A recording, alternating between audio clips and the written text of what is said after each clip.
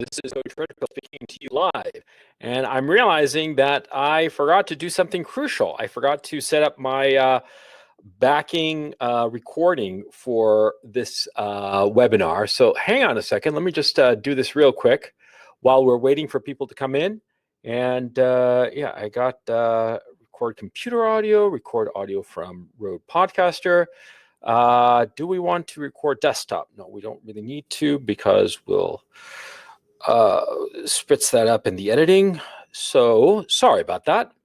So if you guys are there, are you there? I'm going to talk in the chat. This is CRP. Are you there? Okay, great, great. Good to see you guys, man. It's been a while. Yeah, and as you can see, I'm still using the shitty Demio software because I just couldn't find a better webinar in time. And now I'm wearing these stupid headphones that make my voice sound like muffled. You know, it's because I forgot to. I have the little earpod headphones, but I left them elsewhere and I couldn't find them right now. So, you know, I'm a boomer. I got to get my shit organized. But anyway, I just wanted to say that I'm glad to be back and I'm glad to be doing this webinar. I love doing the live webinars. Yeah, they're just a lot of fun. As usual, before I get going, I just want to make sure that you guys can hear me properly and you can see me properly. So hit +1 if you can see and hear me properly. I'd really appreciate that. Yeah. Okay. So everybody can see me, everybody can hear me. Terrific. Now I'm going to start with the presentation of how to organize your time. This is different from videos that I've made before. I've made other videos about managing your time long term, okay? This is more towards the short term, okay? Now, you guys wanted me to discuss it. I actually wanted to talk about Epicureanism because I've been getting into that philosophy in a very big way because I'm realizing that a lot of things I think are basically encapsulated in Epicureanism. And I wanted to turn you guys onto it because I think it's a valid philosophy. It's not pure hedonism as you've probably been led to believe. It's a lot more subtle than that. And I think it has a lot of very interesting concepts insofar as death is concerned and God and the reason for living, how to live a good life. But I'll leave that for next week because you all wanted me to talk about how to organize your time.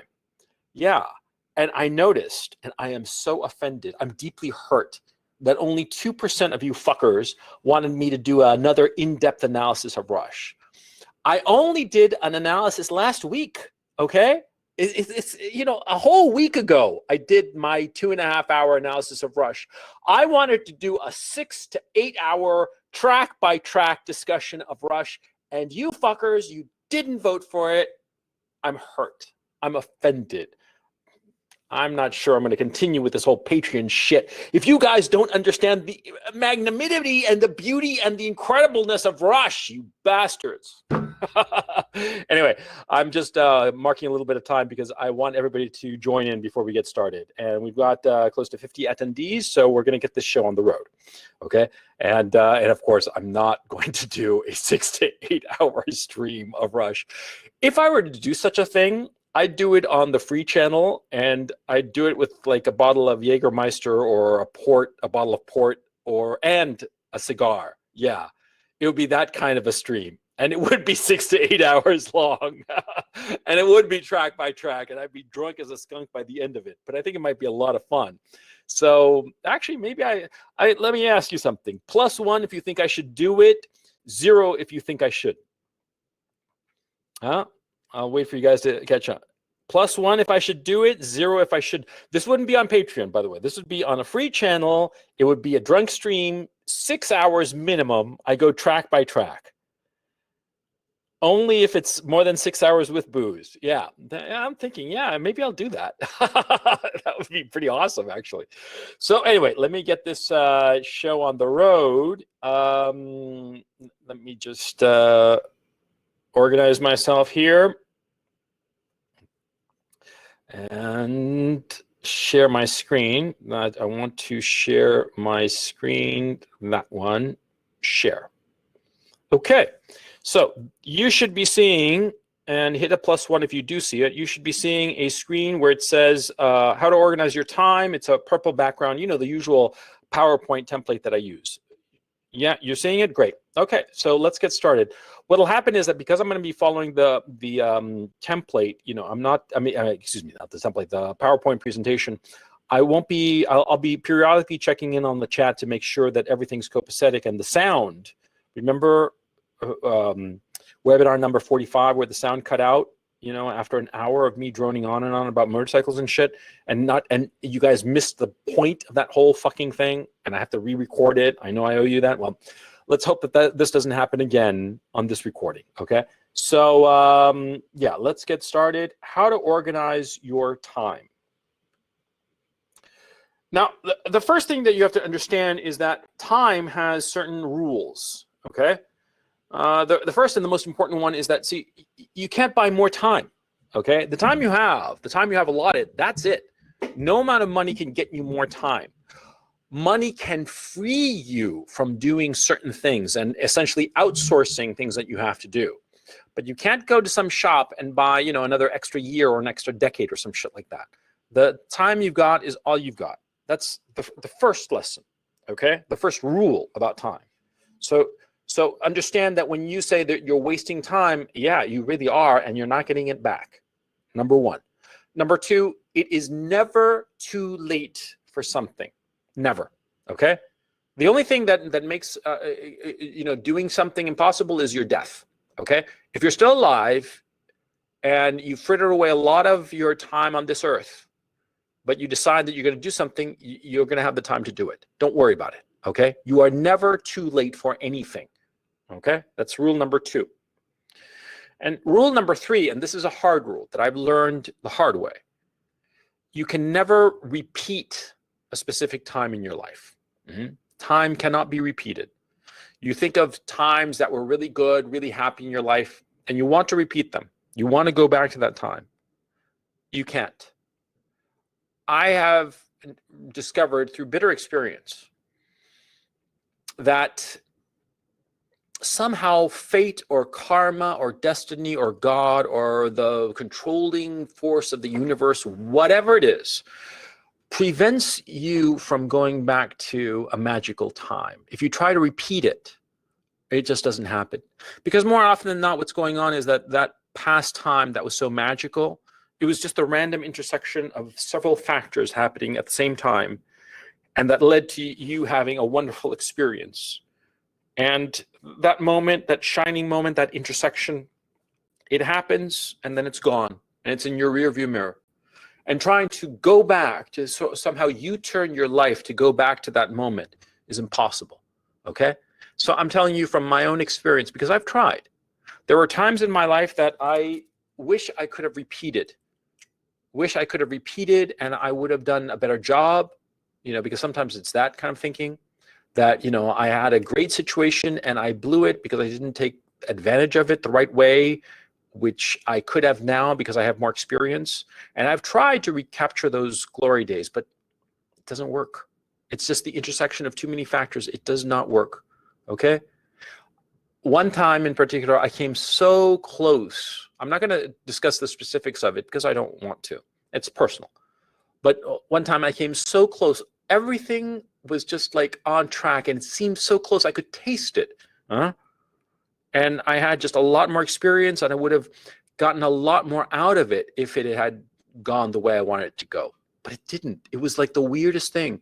And nobody at the time could understand it. But retrospectively, I tend to think maybe superstitiously in a foolish way. But I get the sense that, you know, it's just the karma, the destiny, the universe just didn't want it to happen. Just doesn't allow a repeat, okay?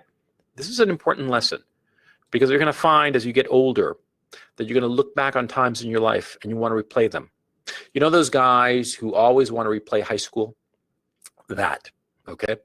That feeling. And you know how foolish it is to, you know, some 30, 40, 50-year-old man trying to repeat his high school glory days. It's absurd, right? Yeah, don't ever try to do it, okay? Because that guy who's, you know, 50 years old and trying to repeat his high school glory days, he's a fool. And when you try to do it in other circumstances, not high school, but other things in romance and business and whatever, you're going to be equally foolish. Okay? It's an important lesson. Okay? Never be nostalgic. Never try to repeat past glory. Okay. Now, time operates on multiple levels. You got to understand that. Okay? Time is operating on the daily, on the weekly, on the monthly, the yearly, and on the decade. You got to keep this in mind and realize that it's not just days and it's not just years, because a lot of times what happens is that we wind up concentrating on one level. We start focusing on just the days or just the decades. No, you got to be operating on multiple levels at the same time, paying attention to each of those levels, not equally, because your days, because they're happening on every day, you're going to be focusing more on the daily and the weekly.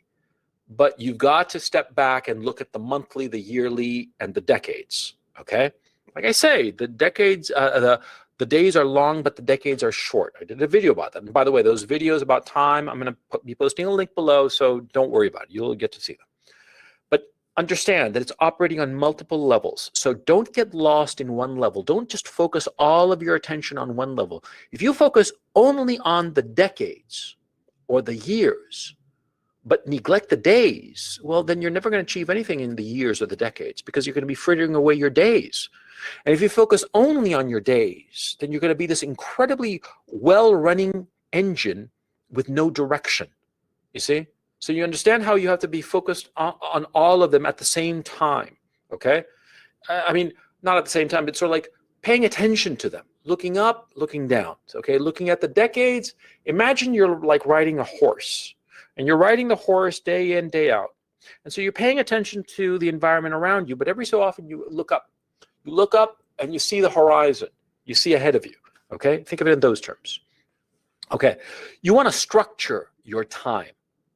Now, what does that mean? That means you have to have goals for each level of your time. You have to have a specific goals for the decades, specific goals for the years, specific goals for the months and the weeks and the days. Let me give you an example. It's me, squash, and physical fitness. Now, I'm a 53-year-old man. Just turned 53. So for the next 2 decades, between the ages of 53 and 73, I want to improve my overall physical condition. Now, why do I want to do that? Well, very obviously, as I get older, my body is going to start to fail me. And so now in this last gasp of relative physical fitness, I want to get in the best shape possible so that my declining years, my 70s and 80s, I'll be not so dependent on others. I'll still have a body that's in shape enough that I can carry out things that I want to do, that I won't be dependent on other people. Because there will come a time in my old age where I will be completely dependent on others. But I want to postpone that day as far as possible. I want to have a body that's in good enough shape that in my 70s and my 80s, yes, I will need other people to help me, but it won't be a total dependence. I'm not going to be sitting there in a wheelchair, unable to fucking move on my own. You see what I'm saying? So that's why in my 50s, I'm working very diligently to get into the best physical condition I can, because I'm thinking about the end. Okay, now that's my that's me thinking on the long term, on the decade level. On the next 5-year level, I want to get good enough at squash that I'm top 5 of my region and my age bracket. Because if you don't know, in squash there are local squash leagues, and they divvy up people by their ability and their age. Mm-hmm. And I want to be one of the best players of my age bracket in my area. Not the best in the world or the best in the country even, just in my area. I just want to be a top 5 in my local area, I mean, right now, like the guys who are my age in the top 5 in my area, they can blow my ass, okay? So it's going to be a lot of work for me to get there. 5 years, yeah, it'll take me at least 3 years to start thinking seriously about being at that level, okay? Because I used to play squash a lot when I was in college, and I left it off for a time, and it's been off and on over the years.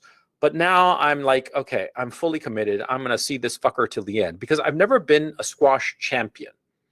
And so I really want to get to that level. because it's both an issue of squash technique and physical fitness. Squash, if you don't know, is a very physically demanding sport. And as you exercise and work to get better at squash, you naturally get into incredibly good physical condition. And I can tell now, I'm playing 3-4 times a week apart from practices, and I'm just in much, much better shape. Okay. I mean, I can feel it. So yeah, for the next 5 years, that's my goal. For this year, I want to improve my squash game as a priority, my physical conditioning as a byproduct of playing squash, of getting good at it. So you see what I'm doing? My long-term goal, my decades, plural, my decades goal is to get into the best physical conditioning. My short-term goal for this year and for the subsequent years is really thinking that squash is going to help me achieve that physical conditioning as a byproduct of getting good at squash. Okay. Now for this month, I want to improve my backhand. That's a priority. For the month of March, I want my backhand to be more consistent than it is, especially in deep shots. Deep shots is when the ball goes to the very corner of the squash court, and it's hard to dig in and get those balls. And I consistently fail at that. And I've been doing drills and trying to improve that aspect of my game. And it's starting to pay off. I'm starting to be able to deal with services from my opponents that go into that corner, into my backhand corner, that before were beyond me, but now I'm starting to dig in. Not all the time, okay? It's going to take me more work to get consistent at that level, but you see the point I'm trying to make here. For this month, I want to get good at my backhand, and for this week, I want to be practicing my backhand for 3 hours of drills this week, this coming week, starting tomorrow.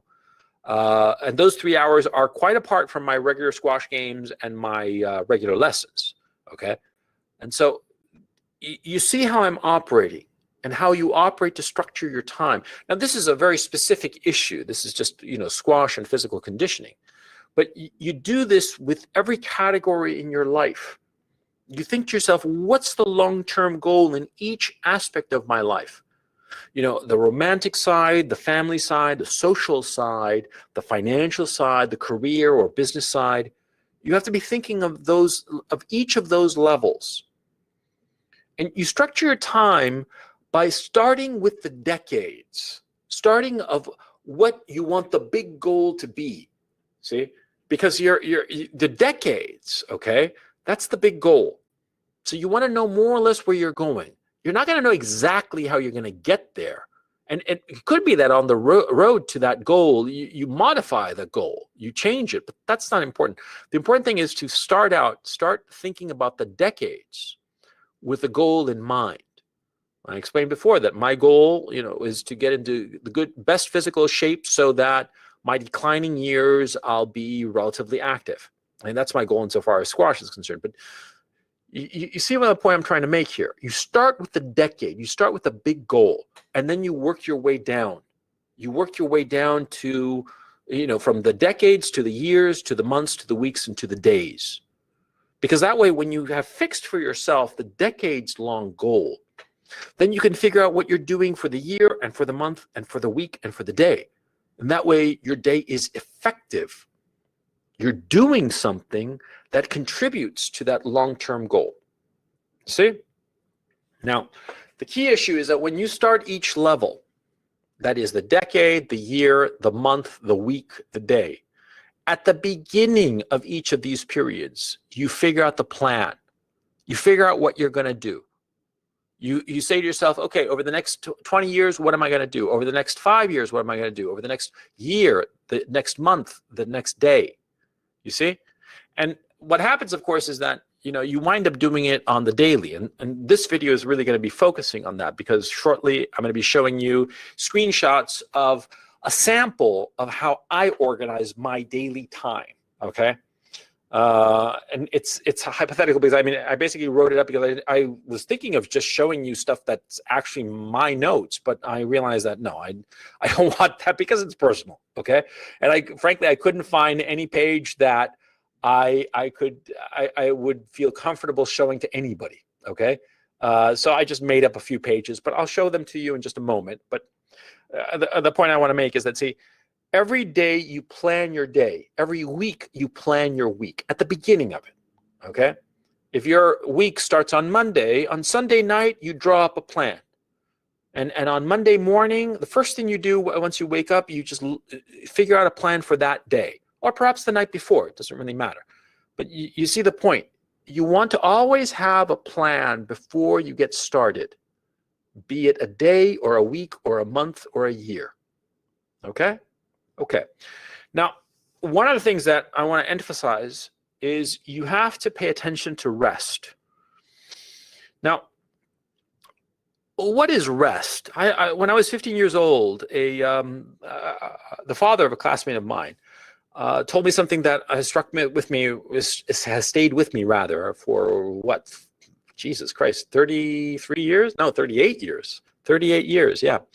He told me that a vacation is not doing nothing. A vacation is radically changing your activity. And he told me that in those words, and I realized that it's really he's talking about changing your headspace, okay? That's one form of rest. And the other form of rest is doing that which you really want to do, that you look forward to doing, that just fills you with energy, just the thought of doing it, okay? That's rest. It's changing your headspace, okay? Rest is incredibly important, both the short term, which is sleep, and the medium term, which is vacation. And I was thinking about this as I was drawing up this presentation. I realized that long-term rest is basically another name for freedom. And think of it. You know, having true freedom of being able to do whatever you want, that's long-term rest. That's what it is, okay? But you can't neglect the medium-term rest, which is a vacation, periodic vacations, and the short-term rest, which is sleep, and during your conscious hours, doing other activities. Before I continue, let me just check to make sure that you guys can hear me. You guys can hear me? Give me a +1 real quick. Okay, great. Yeah, and I'm seeing here that the thing can yeah, because I got so fucking paranoid, you know, so sorry. Periodically, I'm going to sort of like stop and do this, okay? Because I just want to make sure that you guys can hear me. Anyway, going back to my my presentation, how to organize your time. So you got to keep in mind the issue of rest. Like I said, I've done videos on managing your lifelong, your life long term, like decades to years, okay? And I'm not going to discuss that here. The videos are going to be in the link below for this recording, okay? And you guys know the videos probably. It's, you know, how to budget your life. The days are long, but the decades are short, those, right? But I want to talk about short-term time management in this presentation, okay? And to me, well, why am I bringing it up? Because somebody asked me in the comment section, I forget if it was on my regular channels or here on Patreon, but somebody asked me, you know, how was I so effective? They left a little note and they said, how did I accomplish so many things? And that was a really good question because I don't feel that I accomplish many things. I feel that I sort of like, you know, waste my time for the most part. But actually, I realized that I do accomplish quite a bit during the week. And I'm fairly effective. And I started asking, you know, I mean, why I'm effective is because of a habit that I've had for years now, decades actually. I have a notebook. And I write down what I'm going to be doing, okay? And I'm going to show you, like I said, copies or facsimiles, not the real deal, but sort of similar to what I do, okay?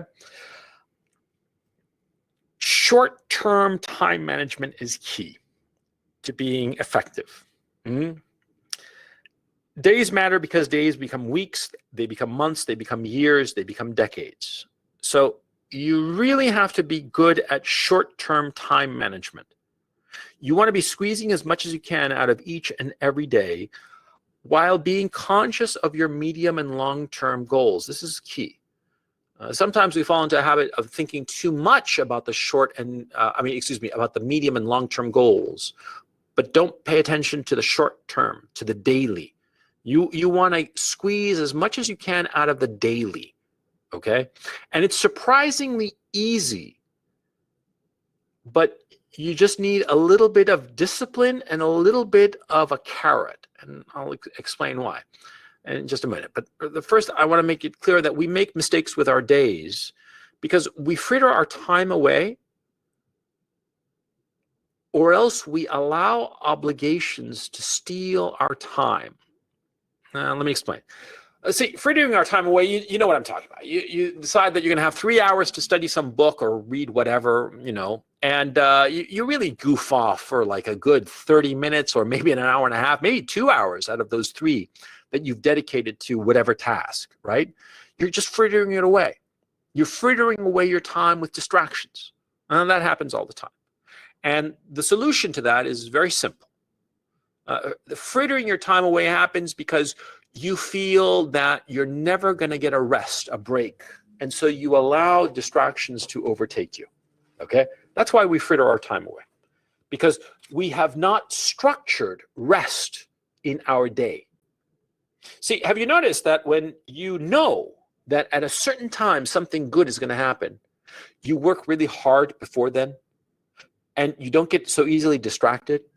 It's because that thing that's happening in the future, whatsoever it may be, maybe you're going to meet up with some friends, or maybe you're just going to play a video game, and some other player is going to be online at a certain time, and so you're going to catch them then, or whatever the fuck, right? Whatever the good thing that is coming your way happens to be, what happens is that, see, you work better, more focused, because you have something to look forward to. But when you don't have that good thing that's waiting for you, what happens is that you feel that you're not resting. Your subconscious feels that you're not going to have a carrot. And so you start to rebel, or rather your subconscious starts to rebel and starts picking up on distractions, because what's really going on is that your mind needs a rest, needs to know when it's going to truly relax.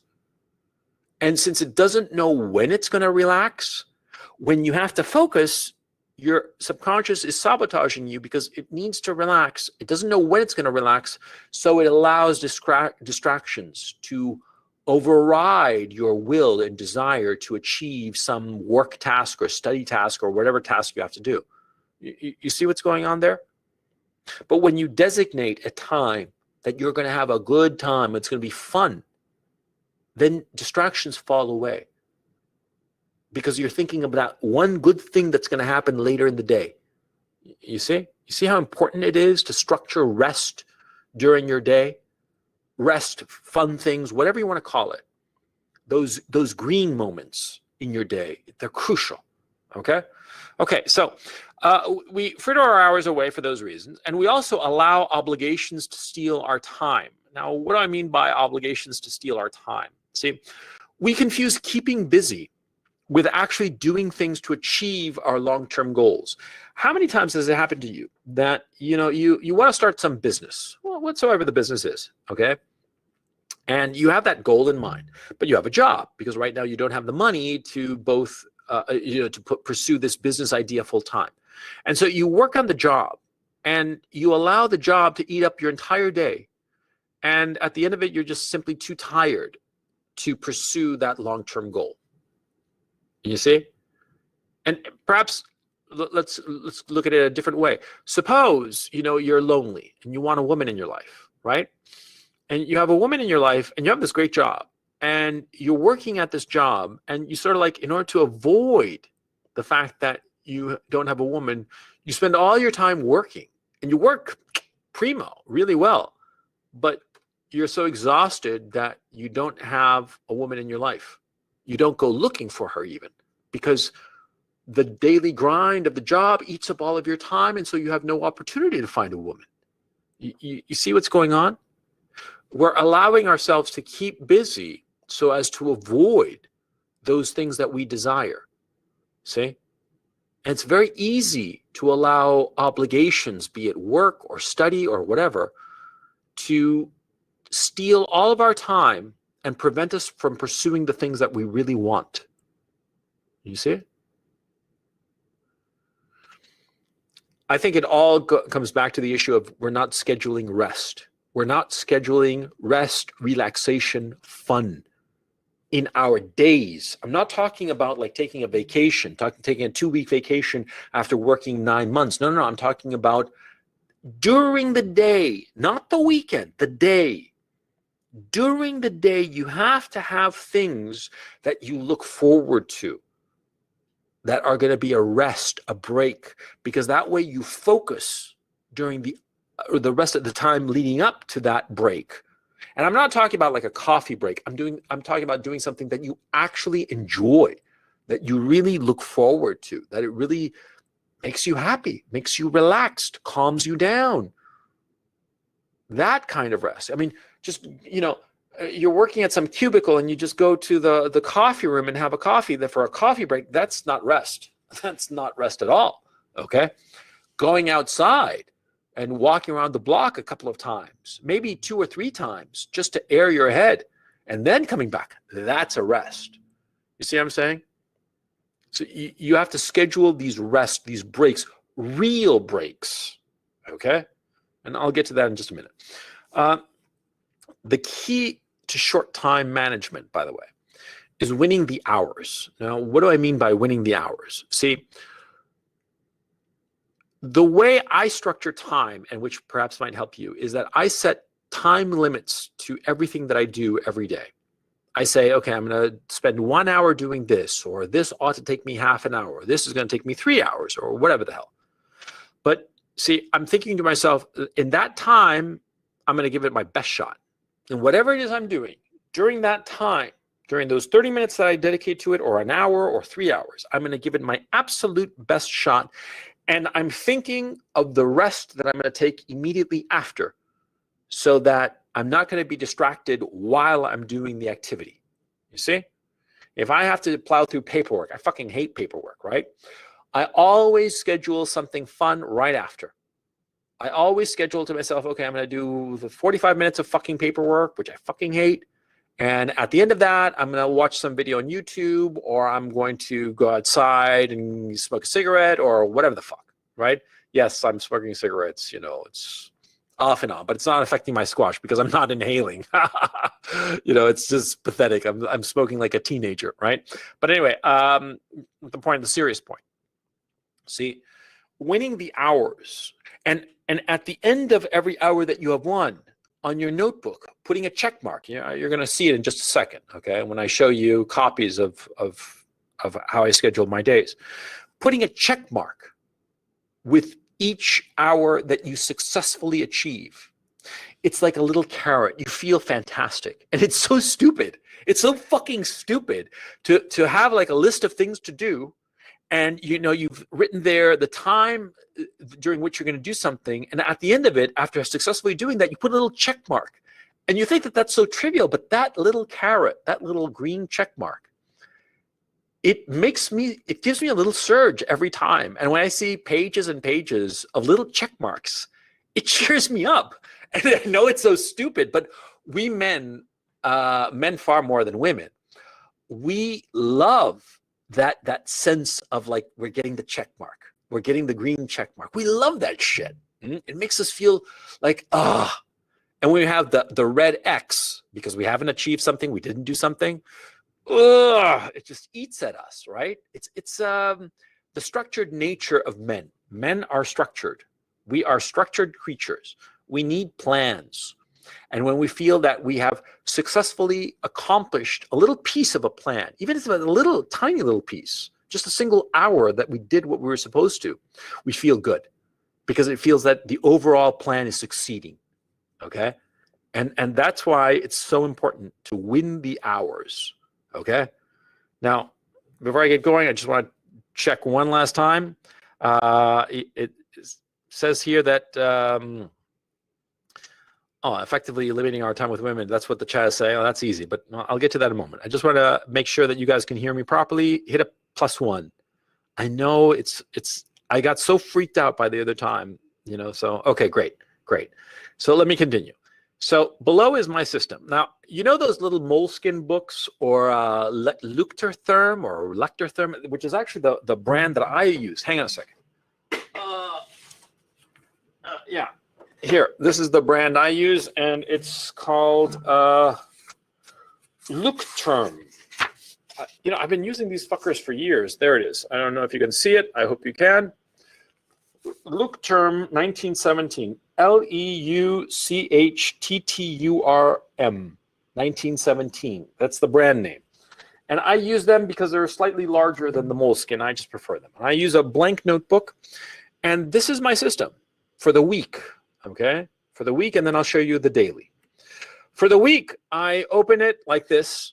And by the way, you're going to say that this is a lot like bullet journals, okay? I have picked up some tips and tricks from bullet journaling, yes.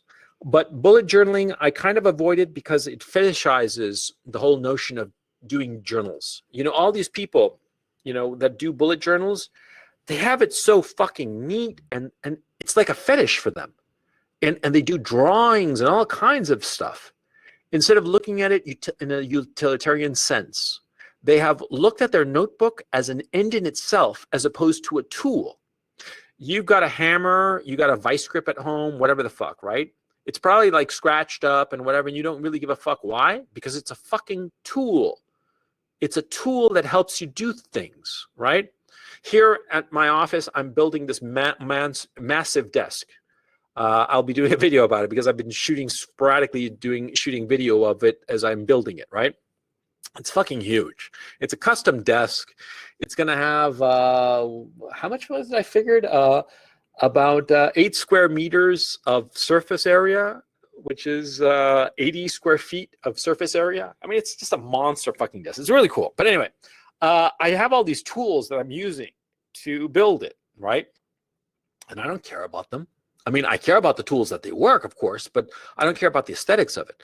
A lot of these bullet journal people, they care about the aesthetics of it far more than the utility of it. And so that's why I object to bullet journaling in general, okay? Because they're very rigid and they try to make it like perfect. Don't go like that, okay? What I'm giving you here, what I'm going to show you rather here, is just my approach to it. And you're going to see it's sloppy and not perfect, and it's not supposed to be. It's just supposed to be useful. It is a tool, like a hammer, like a set of screwdrivers. It doesn't matter if it gets dinged up. It doesn't matter if it's not pretty. It has to work. If it works, fine. If it's pretty, but it makes you lose time to make the stupid journal, then it's not effective. Then what the fuck are you doing? So anyway, I split it open the page, right? And I divided it into 8 sections, okay? The 8 sections are essentially one for each day, and the first block on the upper left-hand corner is for the weekly targets, okay? Now, this is a hypothetical that I drew up. This is for April 5th of this year. April 5th, it's going to be a Monday. Monday, April 5th through Sunday, rather, April 11th. This is how I would divide it, okay? Just really quick and dirty. And by the way, I hope you can all see this. Let me just check chat real quick. You guys can see this properly? Tell me yes or no, please. Oh, thanks, Anthony, for putting the link. I appreciate it. Yeah. Anthony put up a link in the chat to where you can purchase the notebooks. I don't have any kind of affiliate link or anything like that. I'm just telling you what I use. Okay, great. So you divide it into 8. Like the upper left-hand corner, you put like the basic things that you want to achieve in that week, okay? Now, notice the bottom right hand for the Saturday and Sunday, okay? I call it the wild card day and the rest day. Actually, for me, it's reversed. My Saturday is my rest day, and my Sunday is my wild card day. And I'll explain what they mean right now. A wild card day is basically a day where I do all the things that I didn't have the time to do during my week. That from Monday to Friday, I just didn't get around to it for whatever reason, okay? I didn't get around to it, or I postponed it, or whatever. On one day of the weekend, that's when I make it up. That's my makeup day, my wild card day, okay? And Sunday is a rest day. And when I say rest day, it's I don't do fucking shit, okay? Like I said, in my particular case, it's reversed. Actually, my Sunday is my wild card day, and my Saturday is my rest day.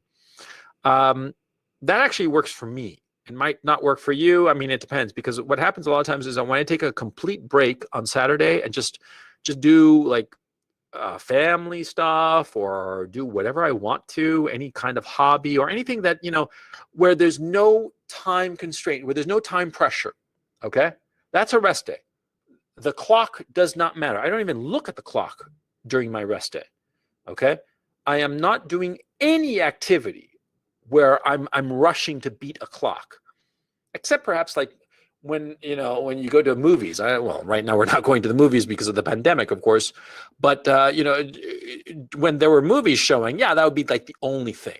Like, you want to get there in time for the show, but never pressure, and never thinking to myself, oh my God, I got to get there. I got to get there. No, you got to consciously relax insofar as the issue of the clock is concerned on your rest day. Okay.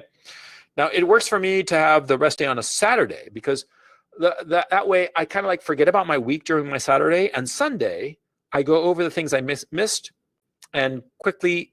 A lot of times with that extra rest day, I solve those things that I didn't do during the week quicker. It's sort of like that rest day kind of like re-energizes me and makes me look at things from a better point of view. And so when I do them on my wildcard day, they get accomplished better or quicker somehow. Okay. The other reason I do it on Sunday, and I started doing this only recently this last year, because of the Sunday webinar, because I had you guys.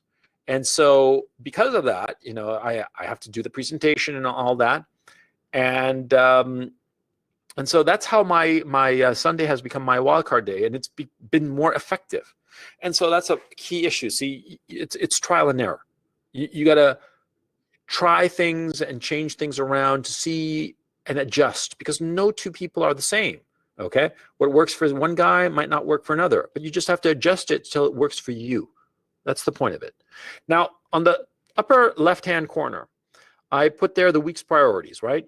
I put there like a bunch of hypotheticals. It's finish project XYZ, start project ABC, hire an accountant.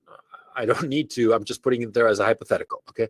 Exercise 4 hours per week, sleep 8 hours a day. And by the way, sleeping is something that you should like be thinking about consciously, of how much you're sleeping. Doesn't matter when, because your circadian rhythm can be like make you want to sleep later or earlier. That it doesn't matter what time you want to sleep. What matters is that you sleep 8 hours a day. Okay? And don't tell me this bullshit that you can get by on 5 hours. That's not true. Nobody can. I read this very good book called Why We Sleep by a guy called Matthew Walker. And he said he's a scientist in this particular issue. He's taught at Oxford and Harvard. He's a full professor at Harvard, I think. And this fucker was saying that, yeah, there's some genetic variation where like there's this group of people, one in less than 1,000, who actually can get by on 4 hours of sleep. But that's like a genetic variation. The vast majority of people who say that they can get by on 5 hours of sleep, they are on a sleep deficit.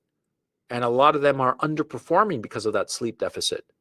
And to fool yourself and say, oh, I can get by, that's bullshit. Yes, of course, you can get by, but you're not going to be effective. Okay? And the point of all this shit that we're talking about is to be effective. So don't short shrift your sleeping patterns. 8 hours, no exceptions. Okay? And to tell you the truth, in my own case, after I made the conscious decision to sleep 8 hours, after reading this guy Walker's book, I've noticed an increase in performance, a noticeable increase in performance, less irritability, more patience, better performance, mental quickness. Yes, I've noticed it. And it's something that it didn't happen right away. It's been a slow process. And I'm realizing that sleep deficits take a long time to unwind. And so, sorry to go on this tangent, but it's really important. Okay. On this hypothetical, I'm also putting approach 4 girls per day, meet friends 5 times per week, and make 1 new friend. See, it's smart to put social targets on your list of things to do, because a lot of times you kind of like don't think about it, and you'll spend, weeks, months, years even, and you haven't really made a new friend.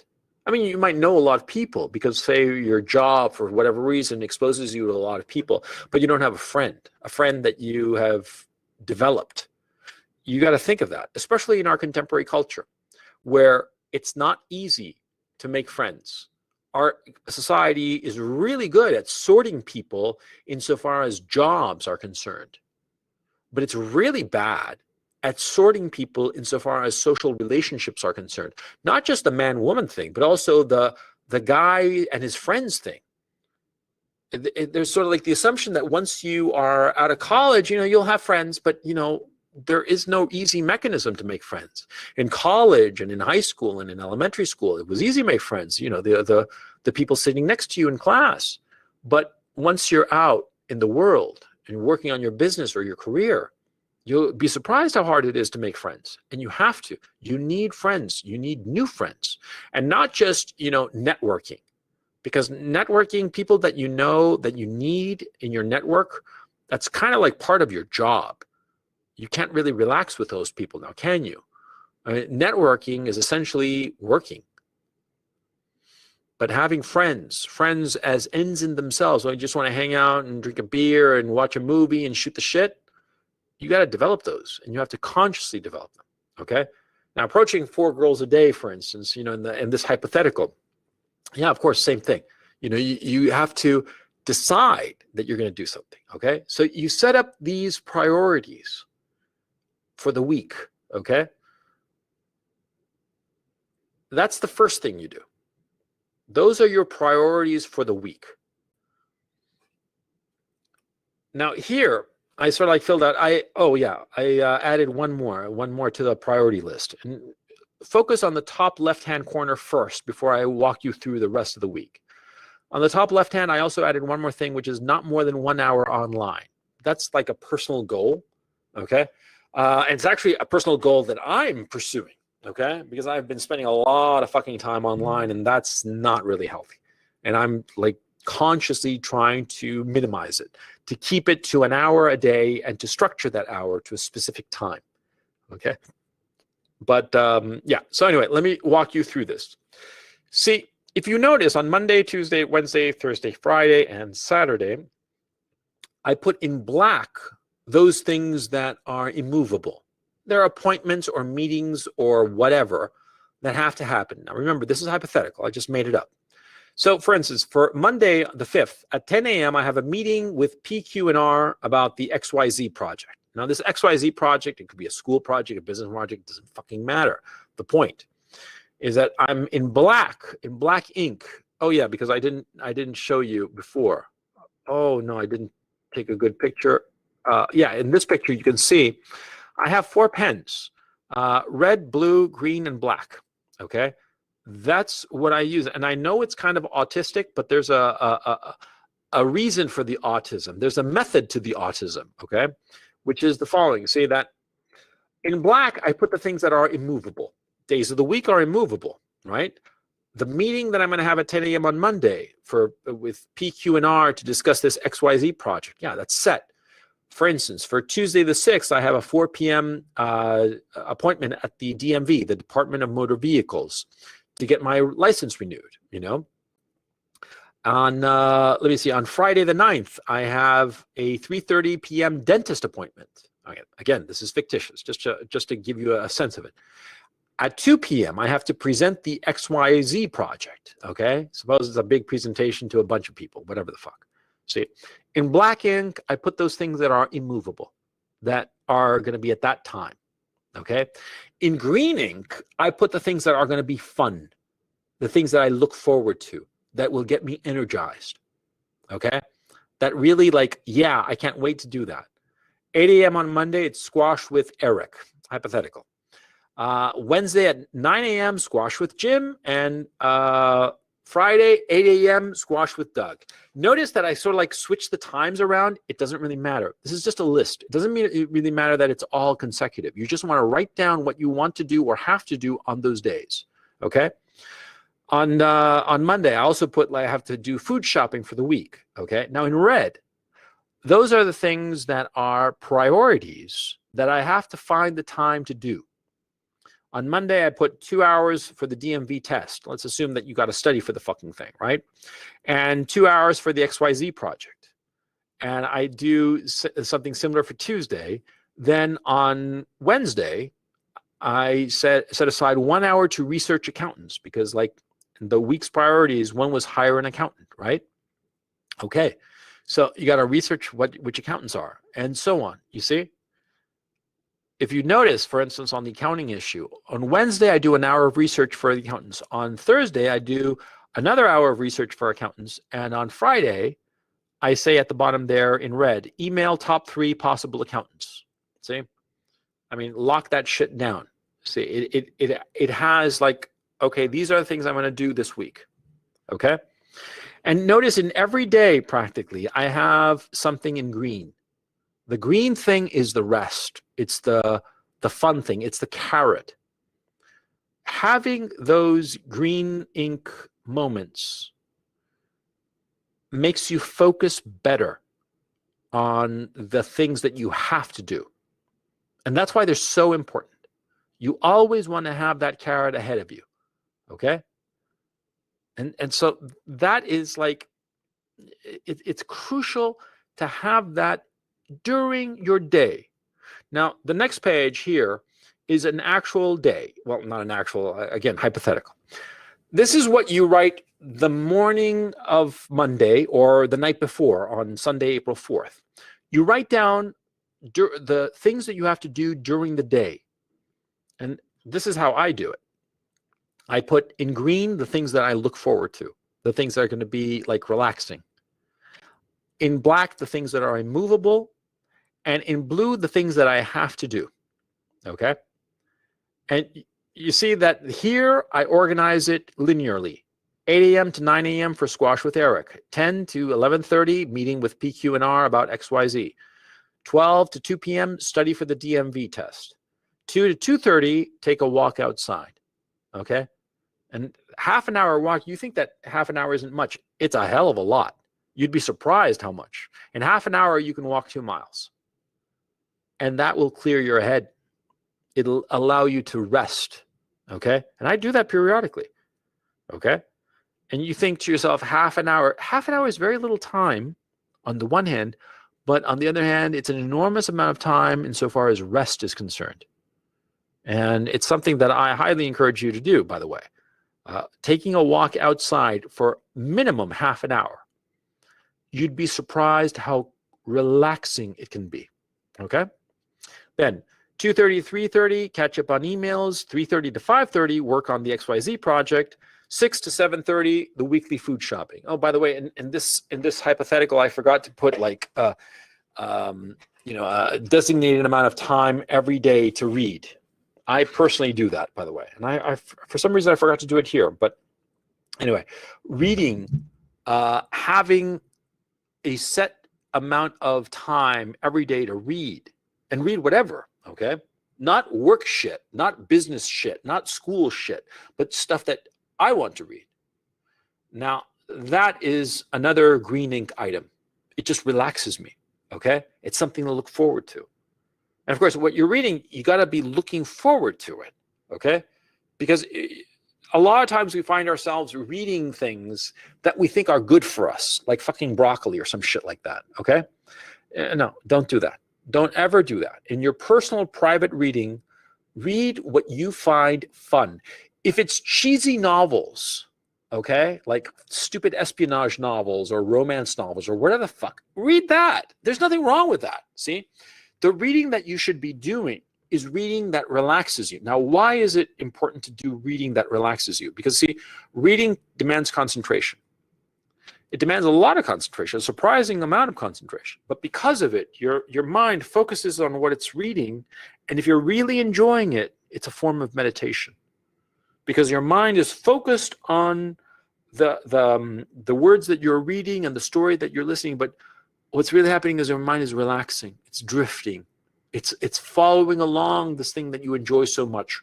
However cheesy and juvenile the story may be, but it relaxes you, which is the point. You want to be relaxed, okay? Now, this is how my day starts. I write down all the things I'm going to do hour by hour, see? And notice, in approximately 12 hours, I've got 2, 4, 6, 7 items that I'm going to be doing, right? That's how it works. Now, I carry this with me, this thing here, this notebook, I carry it with me during the day, and I fill it up, okay? This is an example. This is a hypothetical of how I fill it up, okay? Now, notice, this is how it looks before, at the start of the day. Nothing's happened, Okay, I do this either at the end of my day or at the very beginning, right after I wake up and shower, right? This is the beginning. And this is incredibly effective because there I've mapped out my day. I'm like, that's what I'm going to do. That's going to be my day. Okay. And my day is going to be effective because I'm doing all the things that I need to do because of the previous one here, which is the week, where every day of the week I figured out more or less what I'm going to do in order to achieve the week's priorities. You see? Okay. So this is the Monday. This is Monday. These are the items I'm going to do. And here is at the end of Monday, okay? This is more or less what a typical page of mine looks like. It's actually got more items because more shit happens during the day. This is just hypothetical, but you'd be surprised. But everything that happens, I note it down, okay? So as you can see here, on Monday, April 5th, I started with squash with Eric. Sure, that's a green check mark. Of course, I'm going to be there. I'm going to play with the son of a bitch, right? Then I had my meeting at 10 to 11:30. Green check mark. I was there, right? But see those arrows where I go and I say, I got to get back to Q about X and I got to research Z about P. I'm making shit up, of course, okay? I don't know who the fuck these people are, what the fuck it's all about, but that's not the point. See, whenever something comes up, you just write down quickly what it is that you got to do about that thing and keep a line to it, an arrow or a line across the page, okay? Now, the third item on my list was 2 hours to study for the DMV, but I have it checked and crossed because I got to make up an hour because I was interrupted by Sarah about X, okay? Now, that's both an explanation and also to keep Sarah in mind as to whatever X is, you see? Now, the fourth item, take a walk outside. I didn't do it. I didn't do it probably because Sarah interrupted me, and that's bad, okay? And usually that affects me. I'm not kidding. When I am not able to get my carrot in the middle of my day, I am not in the best of shape in the afternoon. Okay, because I feel like shit, you know, I'm just keep on working, but okay, I'll just grind through it. But again, you know, I'm old enough and I've gone through enough that, you know, if I have to skip my break during the middle of the day, whatsoever that break may be, for whatever reason it might have been, I'm okay, I can handle it. But that's a issue of practice. Okay. Then I caught up on my emails. I worked on XYZ. I did my weekly food shopping. But see, in the list, I say, you know, Fred recommended book about sleep, Why We Sleep by Walker, right? I wrote in red, send flowers to mom for mom's birthday on Friday to remind me of something that I might not have realized and not put in my priorities list, but it's actually something I have to do. So I put it in red, and then of course I check marked it because I ordered flowers, okay? And like, for instance, Rachel's not responding to emails, you know, because I was supposed to catch up on emails from 2:30 to 3:30. Rachel, hypothetical, is not responding to emails. Call her by Thursday about Project ABC, okay? And ask Harold for help with understanding X, Y, and X to go back to Q, whatever the fuck that is. Again, hypothetical, but the point is, see, during the day at some point, I thought to myself that Harold might be able to help me. And so I wrote that down. And then later during the day, I did get in touch with Harold, or I did ask him, however it was, email, DMs, phone call, whatever the fuck. And I checkmarked that. See, I checkmarked the things not just on the list during the hours, but also those items that pop up during the day, because during the day, lots of stuff pops up that you remember, that you haven't sent, you have to send flowers for your mother's birthday, that, oh, you realize that Harold might be able to help you. You write it all down. The other thing I write down is a lot of times in this page, and it goes usually, I do like the left-hand page for the day's targets, and then the right-hand page, and then the subsequent two pages for shit that pops up, ideas I have, possible videos, that kind of shit. I just put it all down, okay? You notice too, on the left hand below the weekly items list, there's like some personal items: weight, sleep, food, and coffee. That's what I usually do, by the way. I measure my weight because I'm trying to lose weight and I'm not being very good about it, not very conscientious about it, okay? But like, I'm trying not to eat junk food. And so the food issue, for instance, there's a temptation in this kind of journaling of writing every little fucking thing down. Don't bother, okay? I mean, if you're having like a salad and you have like a second helping of the salad or whatever the fuck, okay, that's perfectly fine. I mean, what you want to avoid is eating junk food, right? Right. But don't write down every fucking thing that you ate. Oh, I ate a carrot and a half, or was it a carrot and 2/3? Who gives a shit? That's not important. What's important is that you didn't eat any McDonald's, okay? Which is an issue for me, frankly, because I love fucking double cheeseburgers with bacon, right? And I mean, if I had my druthers, I'd eat that shit morning, noon, and night. Of course, I'd blimp out into about 1,000 pounds if I did that. But, you know, so my thinking insofar as food and what you write down is keep it as simple as possible. Keep it as simple and basic, and don't get lost in the details, okay? Don't, the trees and forest, okay? Focus on the big picture, not the individual of what the fuck you ate. Because, see, remember, and this is the problem with bullet journaling, those fuckers write down every little fucking thing that they do. It's like a fetish. But don't fall for that. This is a tool. It's supposed to help you to figure out where you're going, okay? So I put down weight, and usually I write down where I measured myself, okay? Because I've noticed that different scales, they give different results, okay? And so I don't know why. Maybe those scales I use are just poorly manufactured. I don't know, but like I've noticed that they're kind of like off kilter, and so I try to sort of like for a while stick to one. So like I know it's a little bit weird, but it's just something for me. Okay. The other thing, if you notice there, I put there sleep 6.5 hours, and I put an X, and I wrote it in red. Okay. That is to remind me that I have to sleep more. And I know how silly it sounds, and especially when I was young. Okay, when I was young, I was like, I'd pull all-nighters, I'd do all kinds of crazy-ass shit, and get by on 3-4 hours of sleep and about a gallon of coffee, you know? I mean, yeah, I'd do that shit. It's a mistake. It's a mistake, and when you're young, you can get away with it. You're not as effective. You're not as effective as a guy who slept, a good 8 hours, okay? There's also another issue that Matthew Walker discusses it. He says that young people, quite naturally, want to sleep later, not just at 11 or midnight, or sometimes 1 and 2 a.m. And they want to sleep at 2 a.m. for 8 hours. Their body cannot fall asleep beforehand because young people are programmed for it. And so they fall asleep later. And of course, if you fall asleep at 2 a.m. and you want to sleep 8 hours, you're going to wake up at 10 a.m. And a lot of times classes or work or wherever the fuck starts at 8 a.m., 9 a.m. And Walker actually thinks that a lot of young people are essentially being discriminated against because their body craves sleeping late at night and waking up late in the morning. And of course, because of that, they're late for school, late for their job, and they get penalized for it. And so they wind up going to sleep at 2 a.m. because they cannot go to sleep earlier and wake up at 7 to get to school or get to work, and they're zombies. And so they're not as effective. And he says that he believes that something should be done about this. I agree with him. I doubt if anything ever is ever going to be done about it because most people don't get it. Okay. But I've noticed it. When I was younger, yeah, definitely. And a lot of times I noticed when I was in college, that sometimes I just could not fall asleep before 1 a.m. I just couldn't. It was like not like because I had too much coffee or this or that. No, I just couldn't.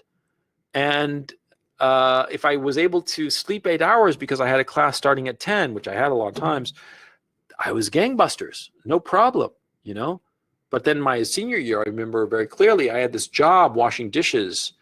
It was a great job in a lot of ways, but it was shitty because it was early in the morning. It was 6:30 I had to be there. And because of it, a lot of times I could not fall asleep before 11, 12, and I wound up being a bit of a zombie the next day, And so anyway, keeping track of my sleeping helps me quite a bit.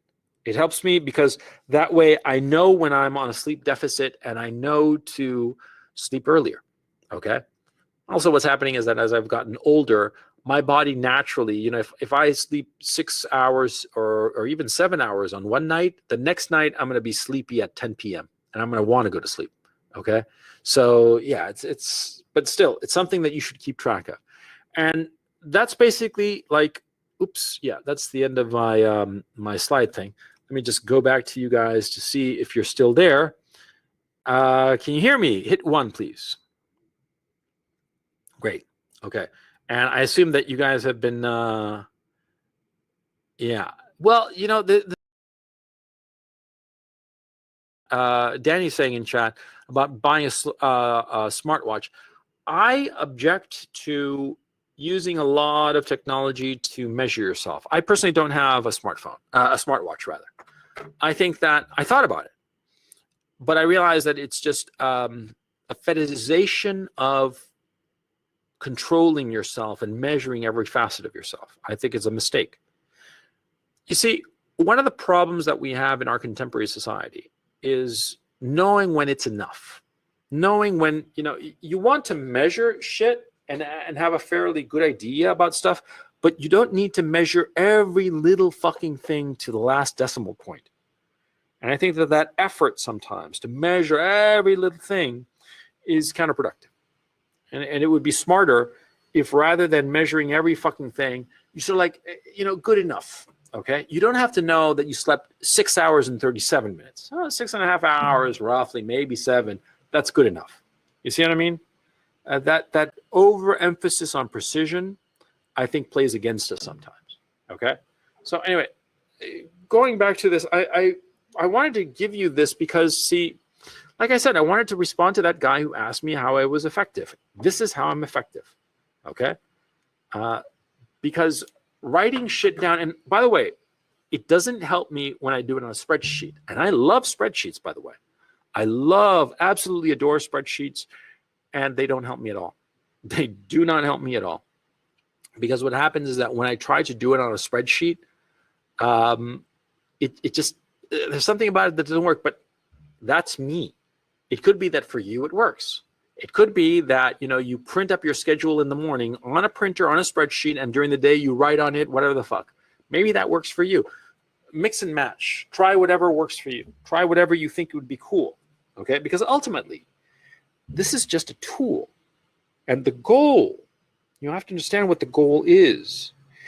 It's being effective with your time.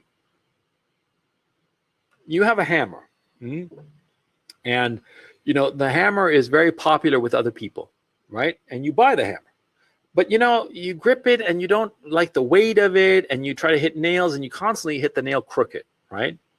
But then you take the hammer and you take a angle grinder or whatever the fuck, and you shear off a piece of it and do this and that. And you modify it, you take it to a forge and hammer it, and all of a sudden it's totally misshapen, totally different from what the original hammer was, but it's perfect for you. And every time you swing that fucking hammer, it hits that nail dead bang on the head, and it just drives it perfectly straight. It's perfect for you. That's the point of these tools. These tools, bullet journaling, this shit, it's supposed to help you. It's not supposed to turn you into its slave.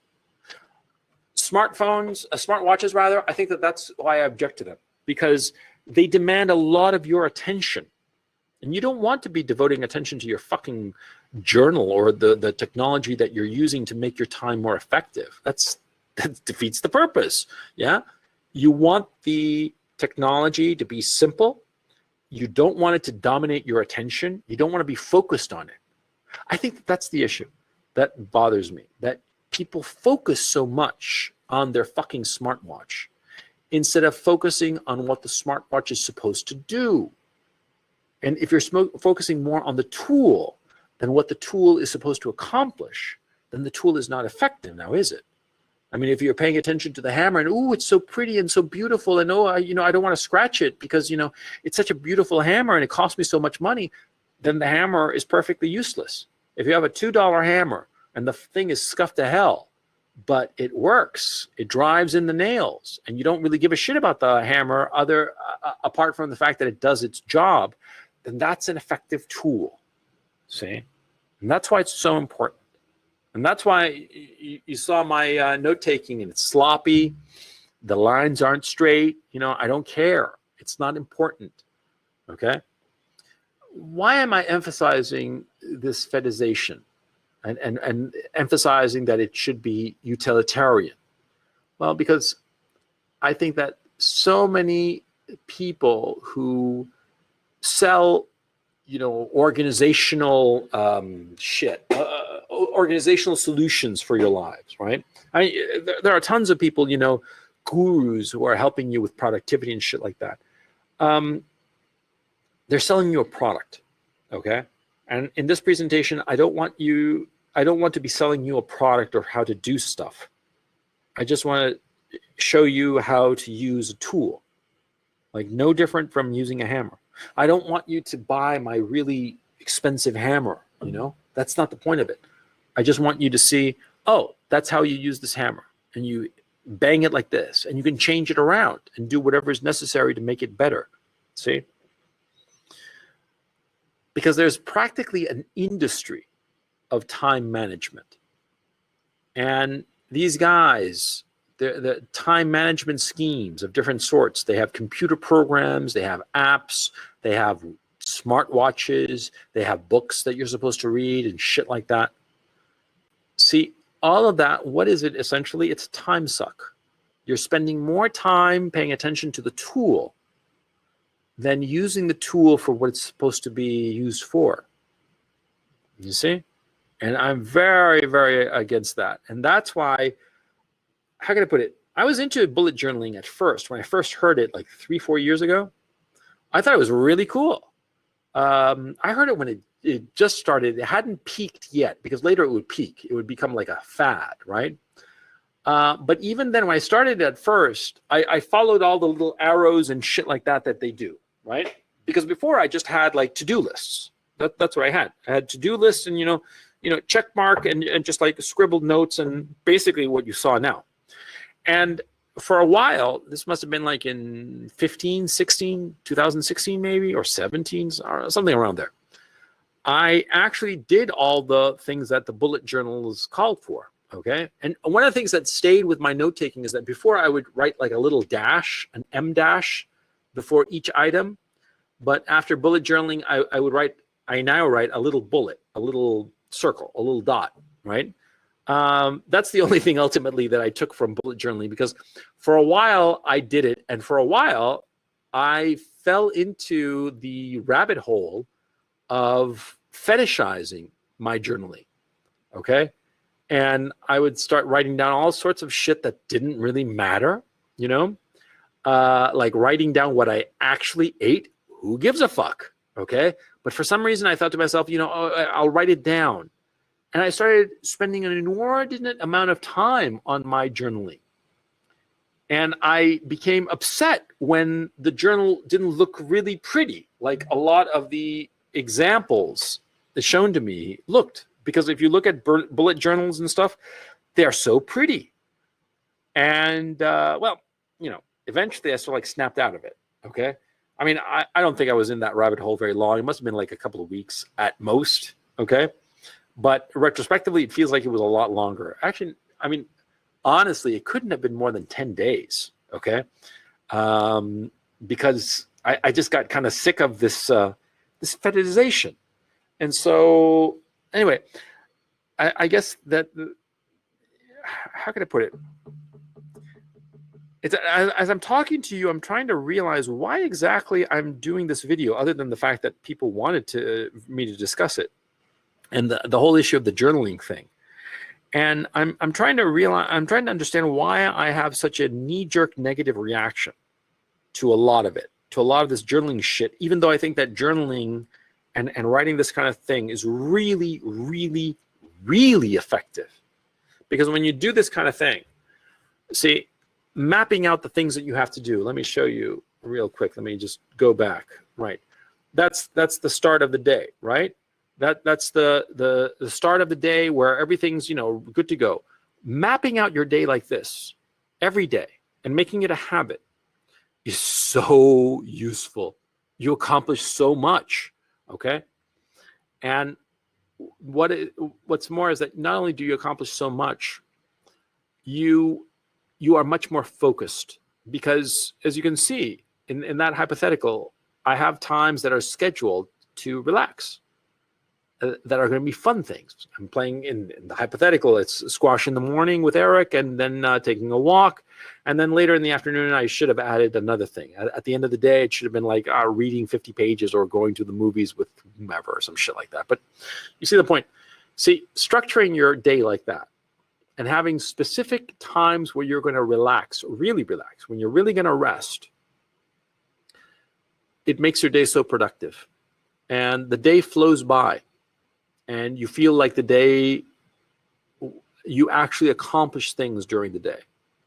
If you make this a habit, okay, not getting psychotic about the journaling shit, but rather using a simple, quick list of the things that you want to achieve the next day, your day will be a lot more productive. And this, of course, helps to the long-term goal of achieving things that you want to achieve in the years and decades ahead of you. Okay, I mean, that's the whole point of all this shit. It's all good and fine to do all this journaling shit, right? You start there and you do that, and here and there, and all the rest of it's all good and fine. But ultimately, the point of what you're doing is to achieve the long-term goals that you think will make you happy. That's the point. And if it's a tool that is not achieving that, or it's a tool that is demanding your attention be focused on it rather than the goal, then don't do it. See? Each person has their own way of organizing. Each person, it works best for them a certain way. What I've shown you works for me. Mm-hmm. And I've been fortunate that I've been able to achieve a lot of things I wanted. And I think that in large part, it's because of my daily organization, because I try to make the days count. Okay. And this is how I do it. Okay. So let's do like Q&A and shit like that, and bring people on, and like, break out the pot and the Coke and the hookers, and let's have at it. Anybody have a question?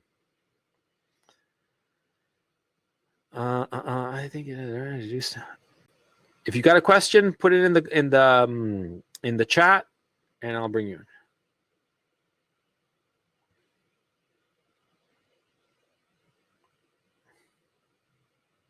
Yeah, because Hugh says, well, thanks very much. He says, quote, achieve the long-term goals that make you happy, end quote. Beautiful. Thank you, Hugh. But see, ultimately, that's what gives us real pleasure.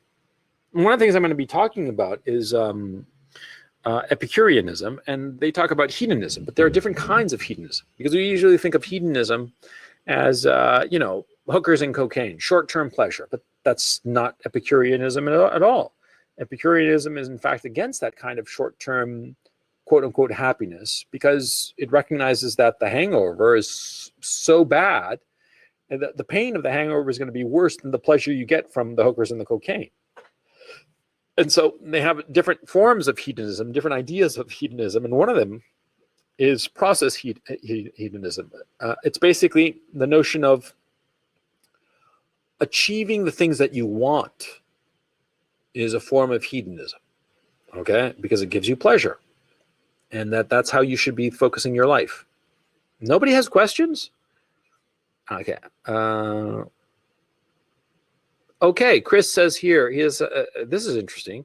Now I'm working in 25-minute increments every day, doing 10 to 15 of those a day. It made me very productive. Let me bring on Chris, because Chris is a smart motherfucker, and this is really interesting.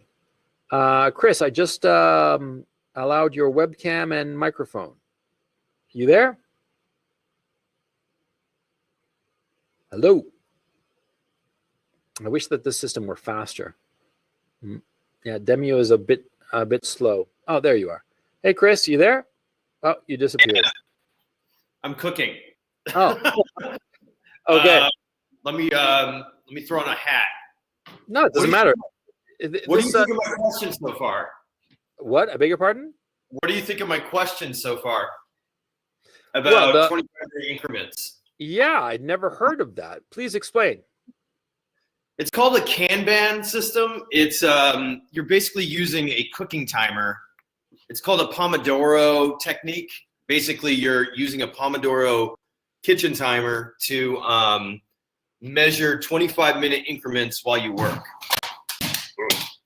So you're essentially sitting down at your desk and you're turning on the timer for 25 minutes and you're cranking out 25-minute blocks of work over and over again.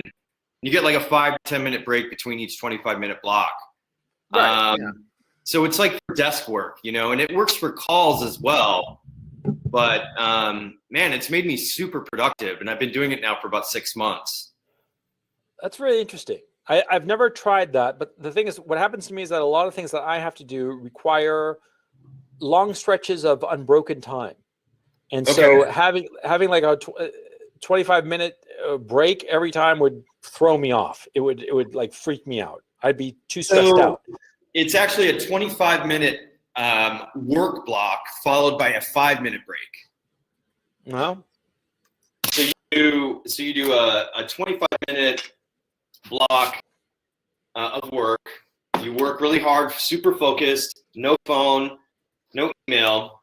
You crank out, you know, words, you're writing, you're doing analysis, whatever it is, and then the timer goes off at 25 minutes. You've done 25 minutes, and then you have a 5-minute break, and then you do another 25 minutes, and then you have a 5-minute break, and you try to do at least 10 to 12 of those 25-minute blocks per day, and you know that adds up to around 6 hours of direct focused work. And what I found is because I'm a guy, I'm always on the phone, I'm always writing email, I'm always on, you know, I'm doing meetings, and I've altered and I've kind of switched my output from doing meetings to now content, building, video editing, or project-based work than simply doing, you know, calls with people, which are more like business calls, you know, like sales calls essentially. So you know, I just feel like it's made me super productive. And I totally get what you're saying about fetishizing productivity. I've been guilty of that. Yeah. I've bought so many apps and products over the years. It's just been crazy, you know? Yeah. Yeah. So, no, what's really interesting is that, see, I'm listening to you and I'm thinking of like how my life would fit into that kind of model, and it would not work at all. Okay. But that's not the point. What's important is that, see, it's another option. It's another way of thinking about this particular problem, right? Of how to maximize your time and make it as effective as possible. And so that's why I wanted to bring you on. By the way, your camera is switched off. I didn't switch it off. It switched off on its own. But I think that a lot of people who are listening ought to try out this system. And what I'm going to do is that, just for shits and giggles, I'm going to try it out later this week, you know, just to see how it works, just to see if it's effective for me, because it could be that, you know, it just drives me a little bit nuts, but I think it will, but I don't know because I've never tried it. So I am going to try it. And if it does drive me nuts, well, you know, I'll send you the bill. But like, you know, I'll send you the bill for my shrink, you know, and my when they stick me in the insane asylum. But it's always worth trying something new, even when you don't think that it might fit you. Just trying it, and that way, you know, maybe you think it doesn't fit you, and you try it, and it doesn't fit you, but it could be that it does. And so the cost benefit is such that, you know, it's if it's annoying, totally annoying for me, it'll be annoying for a morning, and I'll realize, no, this doesn't work for me. But if it does work, it's something to incorporate. So yeah, thanks. I really appreciate this. This is really interesting. Yeah. All right. Anything else that you? I promise to be ready for the call next time I go on camera. I was a little bit off guard. I didn't realize I was going on the camera, but no. But I have a link to an app that I use. Again, fetishizing productivity, but I can drop it in the chat. It's all it does Yeah, is drop it. it measures 25-minute blocks of time. You can set it any length of time, but it just, it sits on my desktop. I use a Mac, and it sits up in the toolbar at the top.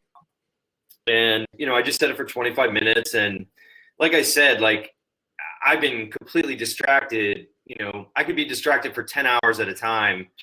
And I'll do a meeting, and then I'll be exhausted from the meeting, and then I'll want to like surf the web, look at email, do something dumb.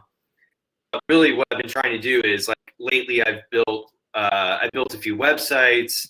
I've been doing a lot of like marketing analysis and research. I've been writing more, and this just keeps me, if I can crank out 10 or 15 of these in a day, I've had a really productive day. Especially when I put my phone away. Yeah, that's interesting.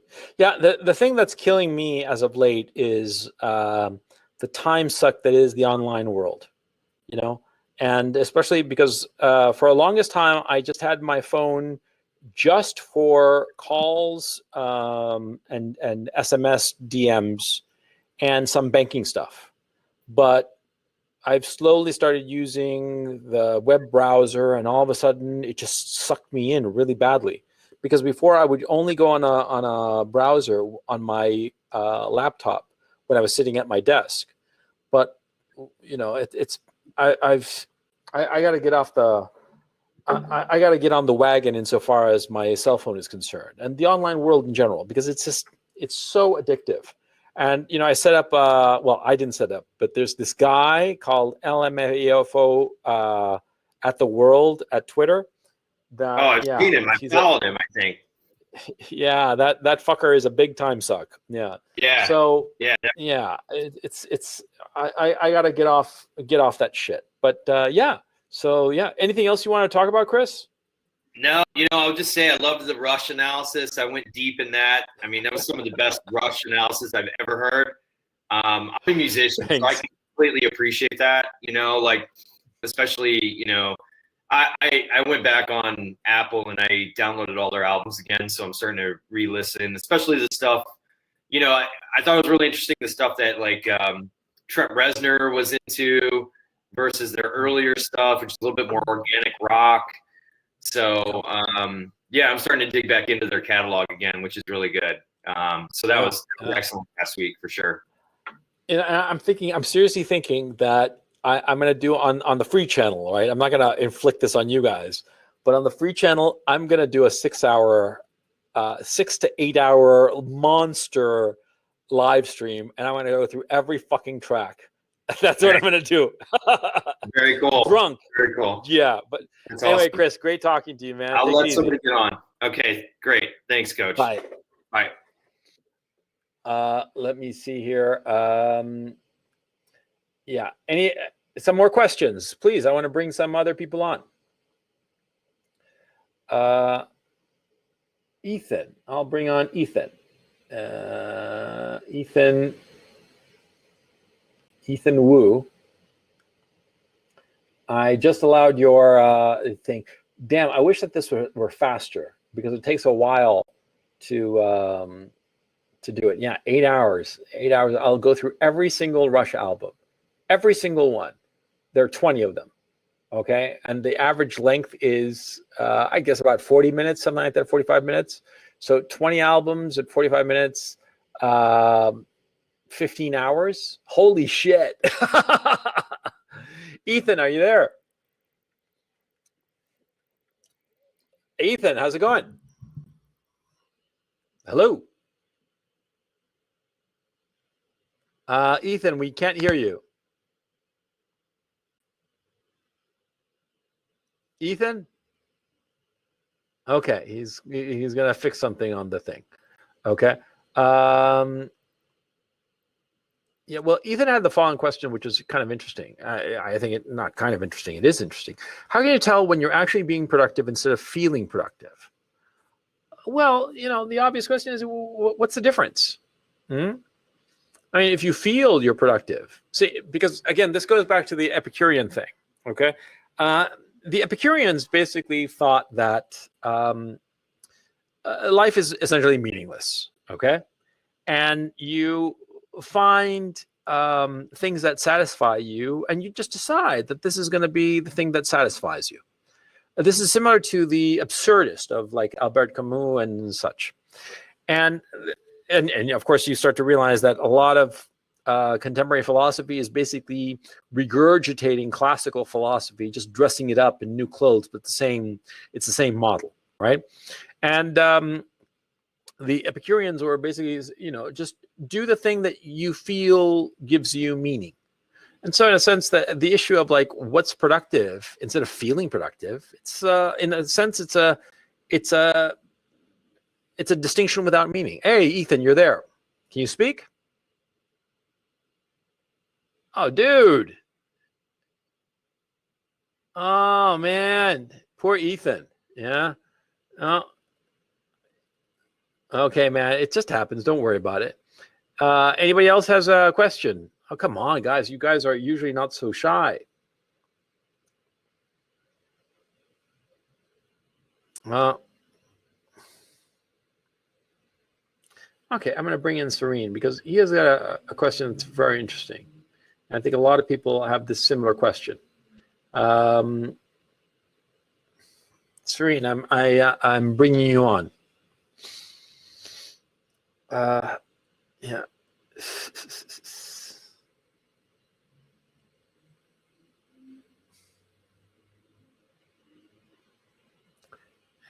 Didn't you ask? Yes, you did. You asked the same question, and I had seen it before, but it's a very good question.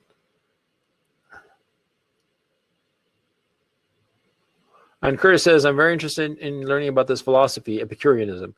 It's growing in popularity now. I don't know about that, but Epicureanism really fits me. Voice chat need to work on it. Okay.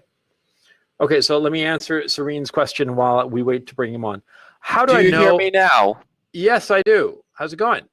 It's good. Just lower your level a little bit. Yeah. So, yeah, there. Well, not so much. So you asked the question because you posted in chat, but ask it and expand on it a little bit so we know exactly what you're talking about. Yeah, I want to know what's generally a good long-term goal. Like, haven't done much with my early adulthood, but I am getting my life in shape, and I want to know what's the long-term goal. I'm especially interested in safe versus steady. When you know how much to plan for the big shots and how much to hedge your bets, and general what's a good long-term goal and how I find that out as well, but especially when to take the big shots, when to hedge your bets. Okay, well, to answer the first question, I did a video called Your Life is a Car. It's a fairly obscure video of mine, but I think it's actually one of the better videos. You should look at it. It's on the CRP channel. Your life is a car, and like a car, like an automobile. And the idea of the video is very simple. See, when you wake up in the morning and you decide that to hop in the car, you just don't hop in your car and drive randomly around now, do you? You drive around with a destination in mind. You know where you're going, wheresoever that may be. You don't get in the car just at random and start driving around, this road, that road. You don't do it that way. You have a goal. You might go by different paths to that ultimate goal, but suppose you're going to like a town on the coast. You want to go to the beach. Well, you might take a highway, you might take a local roads, you might, whatever. You might go a roundabout way, or you might go in a very direct way, but you know where you're going. You know your end point. So what you want to do insofar as your life is concerned is you want to define the end stage of your life, how you want to end up, because we're all going to die. We're all going to die, and we're all going to end our lives at 70, 80, whatever. There will come a point where we are too old and our bodies are too out of shape and our minds are too slow to be effective anymore. And that's basically our destination. And so we want to know, what's the shape of that destination? What do we want it to look like? And once you can imagine that, you can say to yourself, so this is how I want to end up. And so you start working backwards. If that's the destination, then you work your way from that endpoint, you work your way back to where you are today. Just as if you were, say, going to the coast, and you start working your way back to figuring out, okay, how do I get to that coastal town from where I am right now? You see? And so, because a lot of people, what they do is that to continue the analogy, they just randomly drive around and they don't think of where they're going. They just see a street and like, oh, that seems interesting. And they go into that street, but that street might not have anything of interest to them. Or it might be very pretty at first, but of no use to them. Maybe it's taking them further away from where they ultimately want to go, but they've never stopped to think where they want to ultimately end up. See, in my own case, I've thought very carefully of how I want to end up. And I know it very clearly. I want to be surrounded by healthy children, several of them, at least 5. Healthy children, hopefully with grandchildren. I want to be financially well off. I don't want to be rich, but when I'm 60, 70, I don't want to be thinking about money. I don't want to be worrying about it. I want to know that there's going to be a check every month. And I want it such that I don't depend on a politician or a company's pension fund or whatever the fuck. I want it to be dependent on my own assets so that I'm not going to be worried. Okay? I want to be in as healthy a shape as I possibly can be. I want to have a wide circle of friends that I see on a regular basis, that I see them, not interact with them online, but I see them in person. See? Because I think that especially for older people, it's very important to be social, to meet people, talk to them as often as possible. And I've noticed that older people who have a strong social life are in much better shape intellectually and emotionally. Okay? And I'm going to wind up being an old man. I know that. And so I want to prepare beforehand. And so I have this vision of how I want to end my life, of my destination. And I have worked out more or less how to get there. See? You should be doing that too. You should be thinking of how you see yourself. How old are you, by the way, Serene? I'm 24. I'll be 25 in 2 months. Okay, so you're 25, and you say to yourself, well, 75 is 50 years away. And I'm here to tell you, man, those 50 years will fly by. You won't believe how fast they get behind you, okay? And it sounds counterintuitive, but it's the truth. And every person who's older will tell you the exact same thing, that it was only like yesterday that think of it, you're almost 25, right? Can you remember when you were 10 years old? Oh, no, yeah, I was going to say exactly the same thing. I've certainly felt that the past 10, 20 years have flown by really fast in retrospect, and that's why I'm thinking I've got to plan for the next 50 years because they won't be very long. Yeah, exactly. So you want to be thinking about it. And your question is a very valid one, by the way. Because your question is, how do I know what to plan or want for the long-term goals? Okay. And that's hard when it's just dropped in your lap like that. Or what are your long-term goals? Jesus Christ, you don't know. So don't think of it though in such an abstract way. Think of it in a much more concrete way. Imagine yourself at 75. Imagine yourself at the age of 50. Imagine yourself at the age of 40. Imagine yourself at the age of 30. At each of these way stations, imagine the life that you want to be living. Don't imagine that you want to be rich. That's stupid, okay? Because that's just hollow, okay? Think, what do you want concretely, okay? What do you want to be feeling? Who do you want to have around you in your life? What do you want to be doing? Don't say, I want to have $1 million by the age of 30. That's an empty thing. Say to yourself, I want to have a certain lifestyle that I'm not worried about money and I'm focusing on my career or later. You see what I'm saying? Don't think of it like this is the prize that I want. Think of you in your life at age 30, 40, 50, 75. Imagine yourself in that life and look at other people that you admire and you like and you think that they're living a great life who are of that age, and study them. I mean, I'm sure you've met some guy who's like in his 40s, right? Who's got a life that you think, man, it looks fantastic, at least from the outside, right? Ask yourself, what is he doing? What kind of life is he living? And model your own ambitions after that person.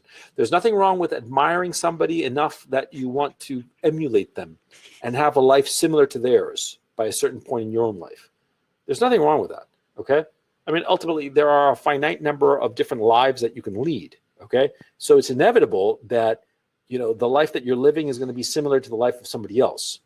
So just take that process consciously and decide, you know, that guy, John Smith, you know, he's like a 50-year-old guy and he's doing really well. I want to live like him when I'm 50 and work towards that goal. You see what I'm saying, Serene? Yes, I do. Does that answer your question? Oh, and you had a second question. Safe versus steady goals. Okay, well, those, because you're asking what's the difference between a safe versus a steady goal? I'm not No, when do I, like, there are safe versus and steady goals. Have no clue, you know, when to take the big shots or not, like. Okay, Is it, you're a kid. when Okay, you so, I mean, yeah, I understand your question. You're 24. Okay, and from my point of view, you're a kid. Okay, so this is my suggestion: always say yes. Any opportunity, any risk, always say yes, because you're at an age where if you fuck up, it's not the end of the world. Okay, on the contrary, if you fuck up, you're going to learn so much from the fuck up that it's actually going to improve your life long term. Okay. That's good to know, because for so much, I would guess I'm a really timid kid because of the way I was raised, and I notice it's caused a problem. I've never said yes before, as far as Yes. Always this say metaphor yes. goes. Always say yes. Another thing that you can do, if you feel that you're timid, right? You're living in the United States, I take it, right? Yeah, I know Rich Cooper recommended boxing. I've been wanting to get something like that. Nothing's in my area like that right now No, because no, of the no, no, no, COVID no. one. I'm thinking of something else. See, one of the best things I ever did in my own life is that I taught English as a second language for 3 years. I started when I was 19. And it was the best experience in my life because I had to interact with people every day. And I had to learn confidence because I was teaching English as a foreign language. This was when I was living in Chile. And I did this for 3.5 years. And every day I would be confronted by, you know, several times a day, at least 6 times per day, I'd be confronted by a dozen adult students, grown-ups, who wanted to learn English because they needed it for their jobs, really. So they were motivated. And I had to interact with them. And it gave me so much confidence. Try to find something like that. And hell, you know, being an English teacher in a foreign country, like places like South Korea or Japan, they pay, in China, they pay good money for somebody like that. Okay. And you could do it for a year and you'd be surprised how much confidence you get. But the bottom line is always say yes. Always. Okay. The time when you have to start to say no is in your 40s. Okay. But in your 20s, especially, and also in your 30s, any opportunity that you see, you say yes and go for it. Don't think about it. Don't, oh, maybe yes, maybe, because quite frankly, you have nothing to lose. The only time you say no is when you have something to lose. And usually you're going to have earned that by the time you're in your 40s. And then, yeah, then you're going to have to say, no, thank you. I'm not going to risk it. But by that time, you will know because you will have risked it and you will have failed. The most important thing that you can do, paradoxical as it may sound, is to say yes to something, risk something, and it goes tits up. Because you learn from failures. Can I ask you, and I don't mean to be rude, Serene, but can I ask you, like when you were growing up, your parents would never let you take any risks. You'd never, go on a bicycle without training wheels. All the risk was torqued down. Am I right? Yeah, of that and an abusive household, and I was an accident. I was the first of four. I really wasn't wanted, so I didn't want. So much of my life I didn't want to be a bother. I've noticed, just this past year, I've been, working on, asking for more at work, not feeling guilty about, just talking to a girl or something. But yeah, the combination of abusive household, being unwanted, I didn't want to be a bother, or didn't want to be Yeah. noticed, really. Yeah. Well, then what you have to do is you have to make the conscious effort and realize that if you're bothering other people, they'll leave. Simple as that. Okay. Yeah, So yeah. don't worry about it. Okay. I mean, like I used to have something similar to you. I would think to myself, I'm a bother. I'm not going to raise my hand. I'll just like keep quiet. Okay. And I understand where you're coming from exactly. I mean, completely, because I had a very similar situation. So I can tell you that if somebody doesn't want you around, you just ignore them and you just barrel through. Okay. And focus on what you want, not what they want. And whether you're a bother to them or not, it's their fucking problem. If they don't like it, they can leave. Okay. And if they say to you, well, I have a problem with you, just tell them to piss off. And believe me, they'll never say that because they're too chicken shit to say so. Okay. Just barrel through. I mean, it's a simple advice, and it's very hard because you're going to feel really guilty and you're going to feel very nervous and very insecure. But believe me, the more you do it, the more confidence you will have. Okay? It's just the first few times it's going to be very difficult, but you have to just grit your teeth and just barrel through. Focus on what you want. Okay? I mean, you're not just there to be annoying to somebody. No, you're there because you want something. Just focus on it and just go forward. Okay? That's my advice to you. I hope this helps. Hello? You there? Yeah, I'm still here. Are you thinking about it Sorry, or what? I'm just writing this down, and I'll watch the webinar a second time if I need it again. Okay. I hope this helps out. Take it easy, Serene, and tell me how it goes. All right. Alfred Subieta says, he's got a long one. Coach has summarized pretty well my main problem with productivity. When is enough? This is something I battle against every day. Scheduling rest between work periods is important, but I can't help but feel unproductive and lazy when resting. Don't. This feeling has helped me achieve quite a lot, but at the expense of my happiness and well-being. Oh, so you feel that you have to always be productive. Okay. Well, see, let me bring in Alfred, because why the hell am I talking, to empty space? I much prefer to have Alfred on to talk to him directly. And here we're going to have to wait a while until Alfred, I allowed him on, but it's, this demo thing takes a while. Let's see how long it takes. It takes a while to bring the guy on. But Alfred has a problem with, basically, as I understand it, and he'll correct me once he's on, that he can't stop being productive. But here's a key issue. Is he being productive on the daily, yet not really focusing on the long term?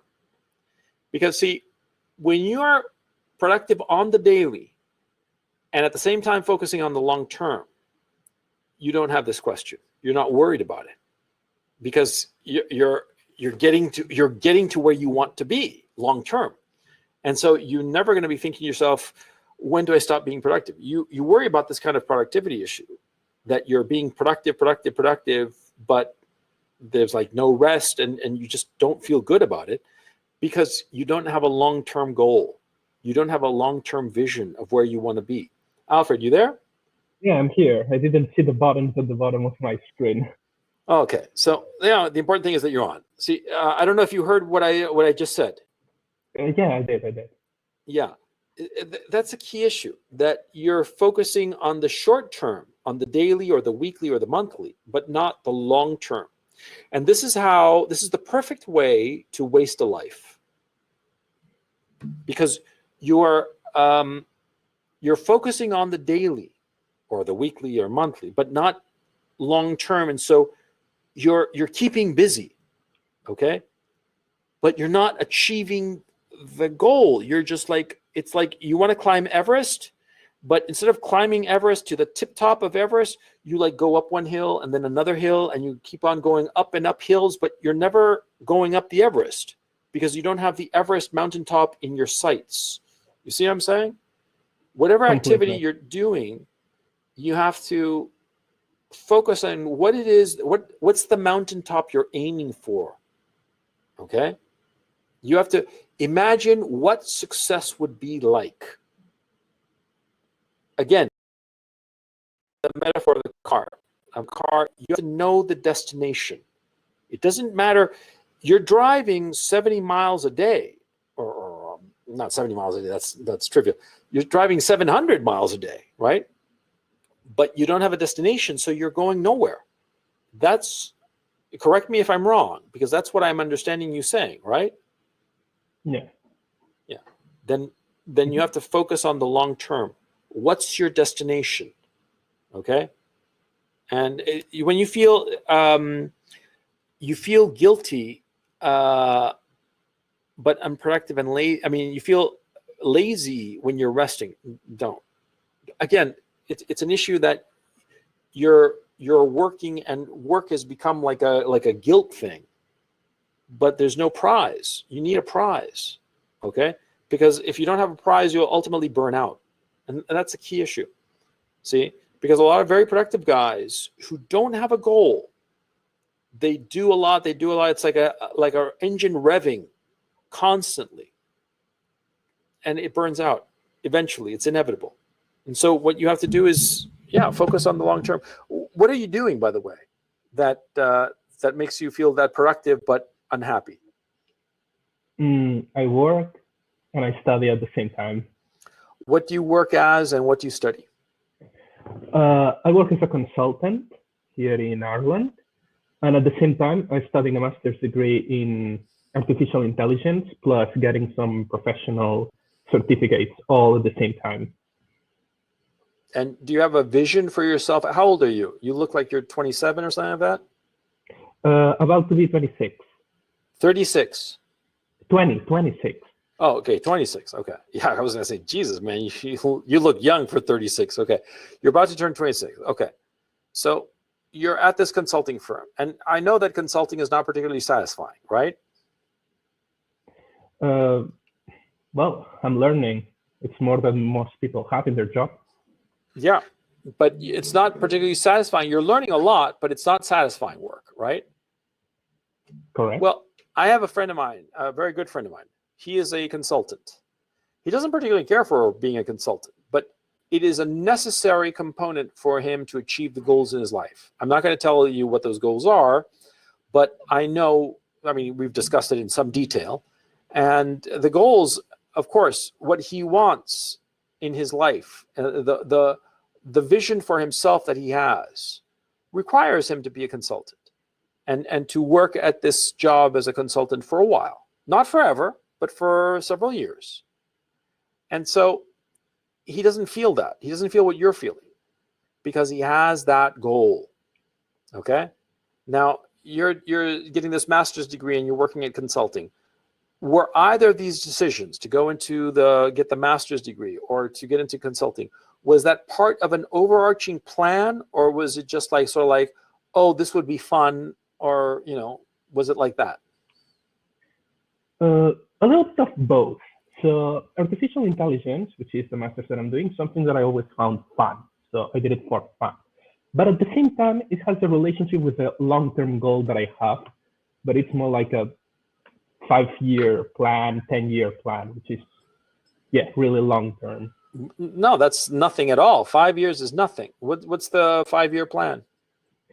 So basically, this consulting job that I have is my first job. So I'm planning to get some work experience, trying to learn my way around the corporate world, and then jump into the more artificial intelligence kind of job, and then start to build something from there. And eventually, if I can get a company out of that, start my own thing in artificial intelligence, But yeah, that's long. That's a long way. Well, no, you keep saying, oh, that's a long way away. No, no, no, that's a mistaken way of looking at it. You have to look at it as a lot shorter term than you think. You're 26. Do you remember when you were 21? Like it was yesterday. Okay, then. It's 5 years. You say that your plan is 5 years or 10 years.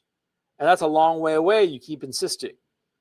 Think back to when you were 21 or when you were 16. How long ago was that? It's like yesterday. Yeah? It That's feels how like yesterday. Yeah, well, that's how fast time goes. See? And so what you have to understand is you have to incorporate this notion and constantly think of the past in your own life, of when you were 21, 16, 11, 6. I mean, I'm 53. I can remember perfectly when I was 4 years old. I mean, I can remember clearly playing with my little friends and whatnot. That was 49 years ago, 5 fucking decades ago. And I can remember it like it was yesterday. Okay?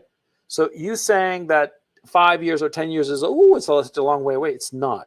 You have to be constantly thinking back on your own life, not in a nostalgic sense, but as a way to gauge how quickly the time flies.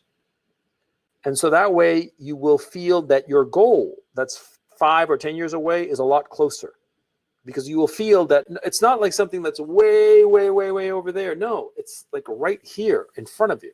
Okay. And you have to trick yourself into realizing this. Okay. Or not trick yourself, but you see my point. Make yourself aware of how close it is. And what you have to do too is, look at your consulting job and look at what is it specifically that you are going to get for this long-term goal that you have. Okay? And focus more on what you're doing that will contribute to you achieving this long-term goal. And if there isn't anything else, think of the concept of cost of opportunity, right? You got to be thinking that, okay, if this job is not going to help me get closer to that goal, then I have to find the job that will. And I have to do it now, not later. Because what happens is that, see, if you don't, what I discussed before, see, that you keep on looking at the day. You're just looking at the day like, oh, here's the day. Instead of like looking up and like, oh, there's my horizon. I got to be paying attention to my horizon in the distance. See? What happens is that you're going to wind up spending decades in consulting and achieving nothing. Or at least not achieving the things that you want. And that would be a failure in your life, see? Because you might make good money, consultants do very well, but it would be empty. You'd be making money, but for nothing. Yeah, so you see what I'm saying? You got to look up more. Look up more and pay attention to what you're doing today and see how what you are doing today contributes to that long-term goal. And if it doesn't, quit and find the thing that does. Or actually, find the thing that does first. And once you have that in hand, then quit. Okay, always be like Tarzan, you know? When Tarzan swings through the jungle, yeah, but when he swings through the jungle, he's always hanging on to the last vine before he grabs the next one. You never see him let go of the vine and like float through the air and hope that he catches another one. Okay, don't be stupid. Okay, but you see my point. See? Don't do this, because if you're feeling like this, you're going to wind up spending 30 years at something that you hate, and it will have been for nothing. Okay, Alfred? Sure. Yeah. Anything else on your mind? No, just one of the comments that I wrote after that was just underlining that the teaching advice that you gave the other guy was actually a pretty good thing. Something that I've done myself. I'm not really timid, but I'm super introverted, and teaching actually helps quite a lot. Yeah. Yes, it does. It does. Teaching, it's incredible, because when you teach, you not only develop more of a personality, but you also wind up learning so much more about the subject that you're teaching. You know, because in order to teach something, you really have to understand it, and it forces you to understand it. So yeah, there are lots of things I like to teach, not because I give a shit about my students, frankly, but rather in order to learn them better myself. Yeah, yeah. So anyway, Alfred, it's great talking to you, man. Catch you next time. Catch you next time. Bye. Bye. Let me see.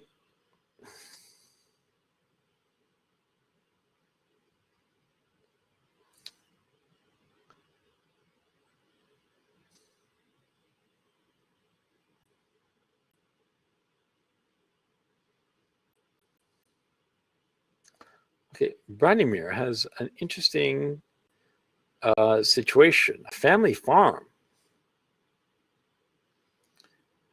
While we wait for him to come on, I'll read his question. Okay, it's in the comments. He's coming on. Yes, Hey, Branimir, how's it going? nice to be around. Good to Nice have to you be on. here again. So why don't you hit us with the common question that you had? Pardon? So the background of the question? Yeah, like everything.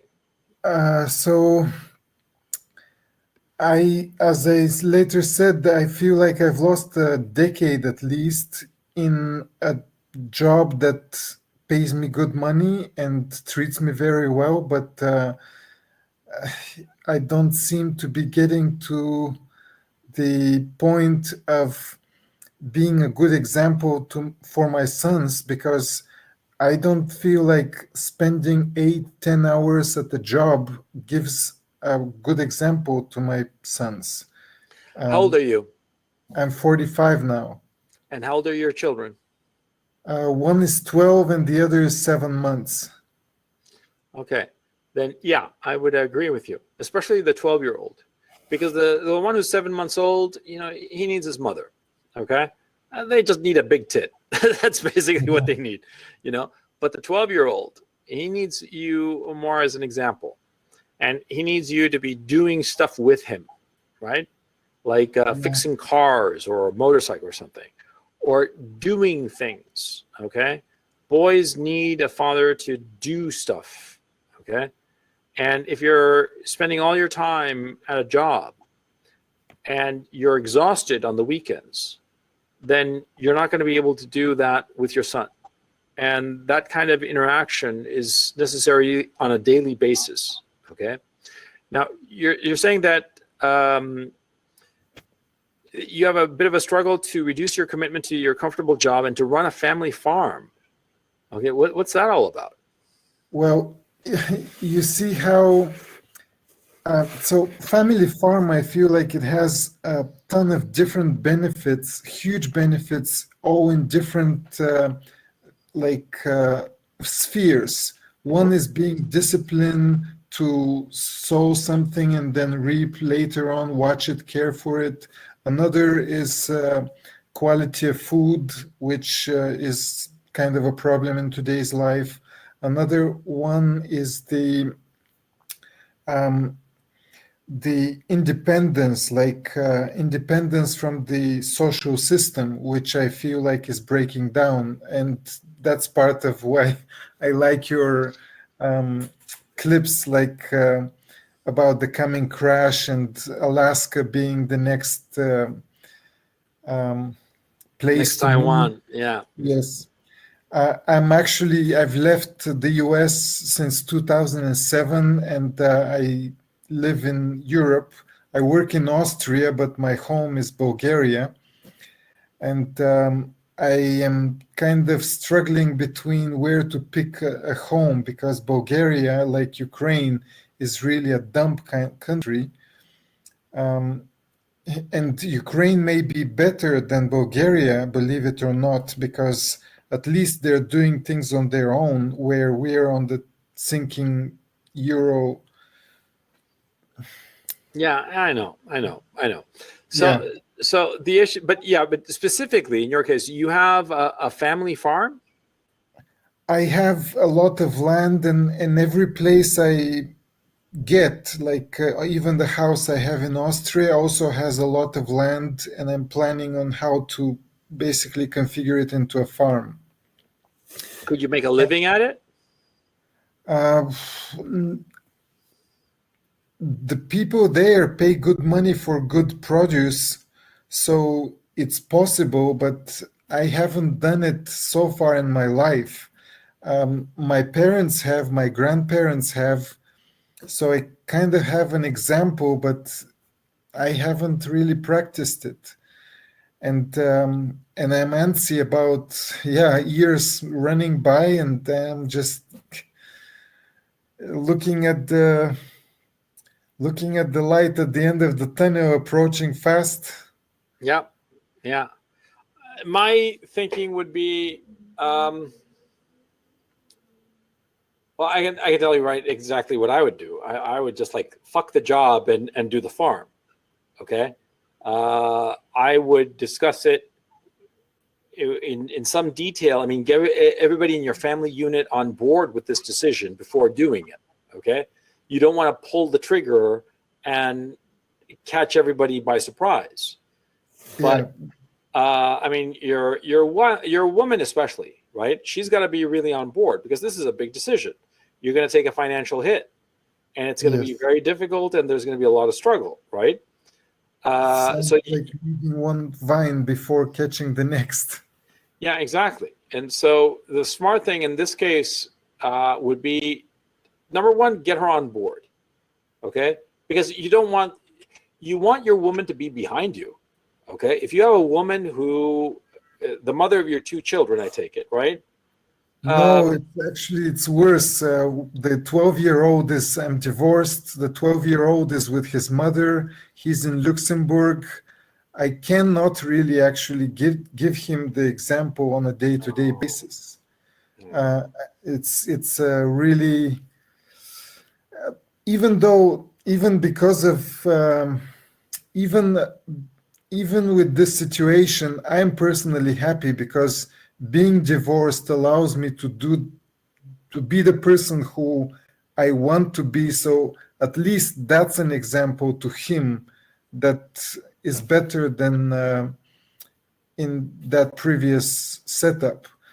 But it's a complicated situation. Okay, so then this is what I would do. I would start exploring. Don't let go of your job then, and start exploring how to set up the farm, and figure out how you can do it on the side, but really like focus on it. Okay, don't torpedo your job, but make it a second priority. And that way too, what will happen is that if your priority becomes your farm, you'll spend less time on the job, but probably be more productive. Now, the other thing too is that you are probably working remotely, right? You have an office job? Yes, I am a test engineer, and I used to not be able to get away from the tester, but now with this Corona bullshit, it's really, I've been at home for months. This is fantastic. Then use it to your advantage. Focus more on the farm, on exploring it more. Use this time, and that way you can manage your time insofar as your regular job to minimize the number of hours that you're devoting to it, and using all the spare time to study and figure out how to do a farm.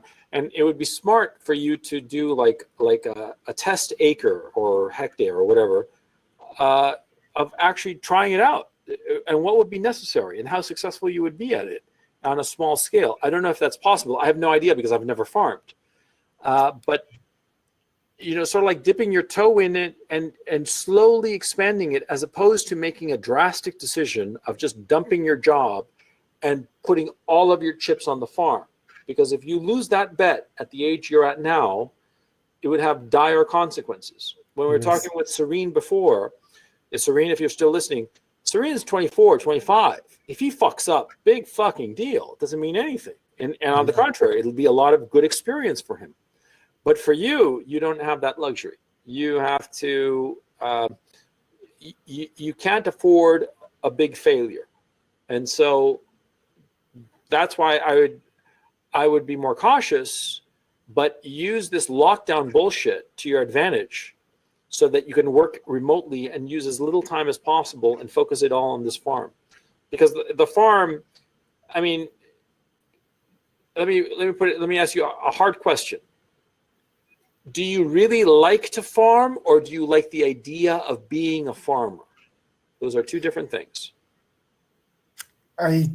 Well, because of not having had enough of the experience, I cannot really answer it truthfully, but I know that I cannot really live without getting out every day. It basically depresses me to stay at home all the time. And so being active physically outside really makes me tick in a good way, and I've had good example from my grandparents. So I think it's not just that I like the idea. I think I can actually You do it. do it. Yeah. Okay, then give it a go. Give it a go. You know, this is the only life you get. Okay. So And it actually, then back to the question, it seems like it does change how you prioritize your time over in the different decades of your life. Sure. I mean, Yeah. so 25 minute sections, that would be more appropriate for like 20s and 30s. Probably. You know, I mean, I haven't thought of that, to tell you the truth, of how you prioritize differently across the different ages that you're at. I suppose so, because like I was saying, you know, with Serene, who's a young guy, yeah, wasting time on things that turn out to be failures is no waste of time at all, because you learn from the failures. You learn a hell of a lot more from the failures than the successes. And so for him, yeah, but for you, for me, no. And so, and yeah, because of our age, because there comes a time where, like, for instance, I would never in my life dream of being a farmer because I don't know the first thing about it. And you know, I suspect that I wouldn't really like it, apart from the fact that I kill every plant, every house plant I've ever had. So I don't think I'd be a very good farmer with this kind of like black thumb that I have, right? So yeah, I mean, right off the bat, I would say no. But if it were Serene, if I were 24, I'd be like, sure, let's try farming for a while, for 6 months, a year. Now, in your case, it's more delicate. And so you're going to have to sort of like ease into it.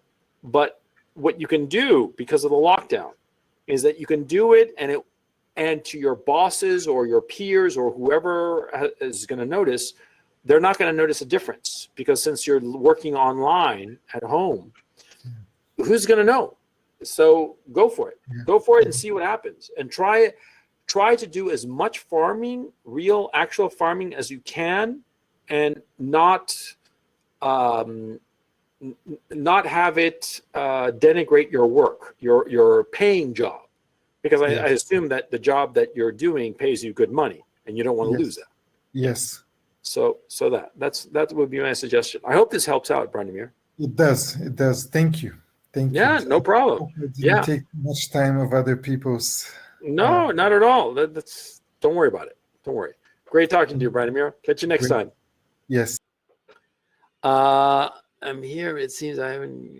Wait, let me see.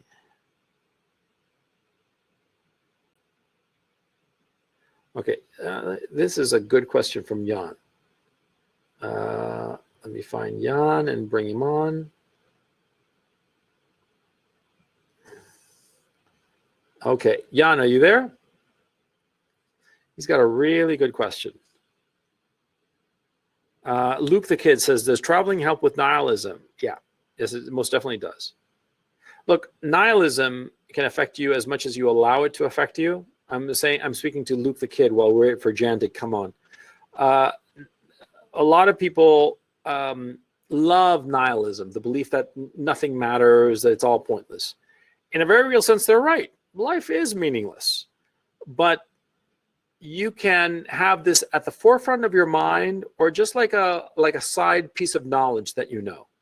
Okay, some people, a lot of people, tend to indulge in nihilism, and they bathe in it practically. They swim in it, and it's a great excuse for them to do nothing with their lives. Okay, but in my own case, I realize that I am kind of like a nihilist, but I don't let it dominate my life. I create meaning for myself and find things that I want to do, that I find interesting to do, and I do them. Jan, you there? Yeah. Let me finish off this issue with Luke the Kid. So the point of nihilism is not to not be a nihilist. The point of nihilism is to not allow it to dominate your existence, and to if you think of all the of meaning in life as Santa Claus, right?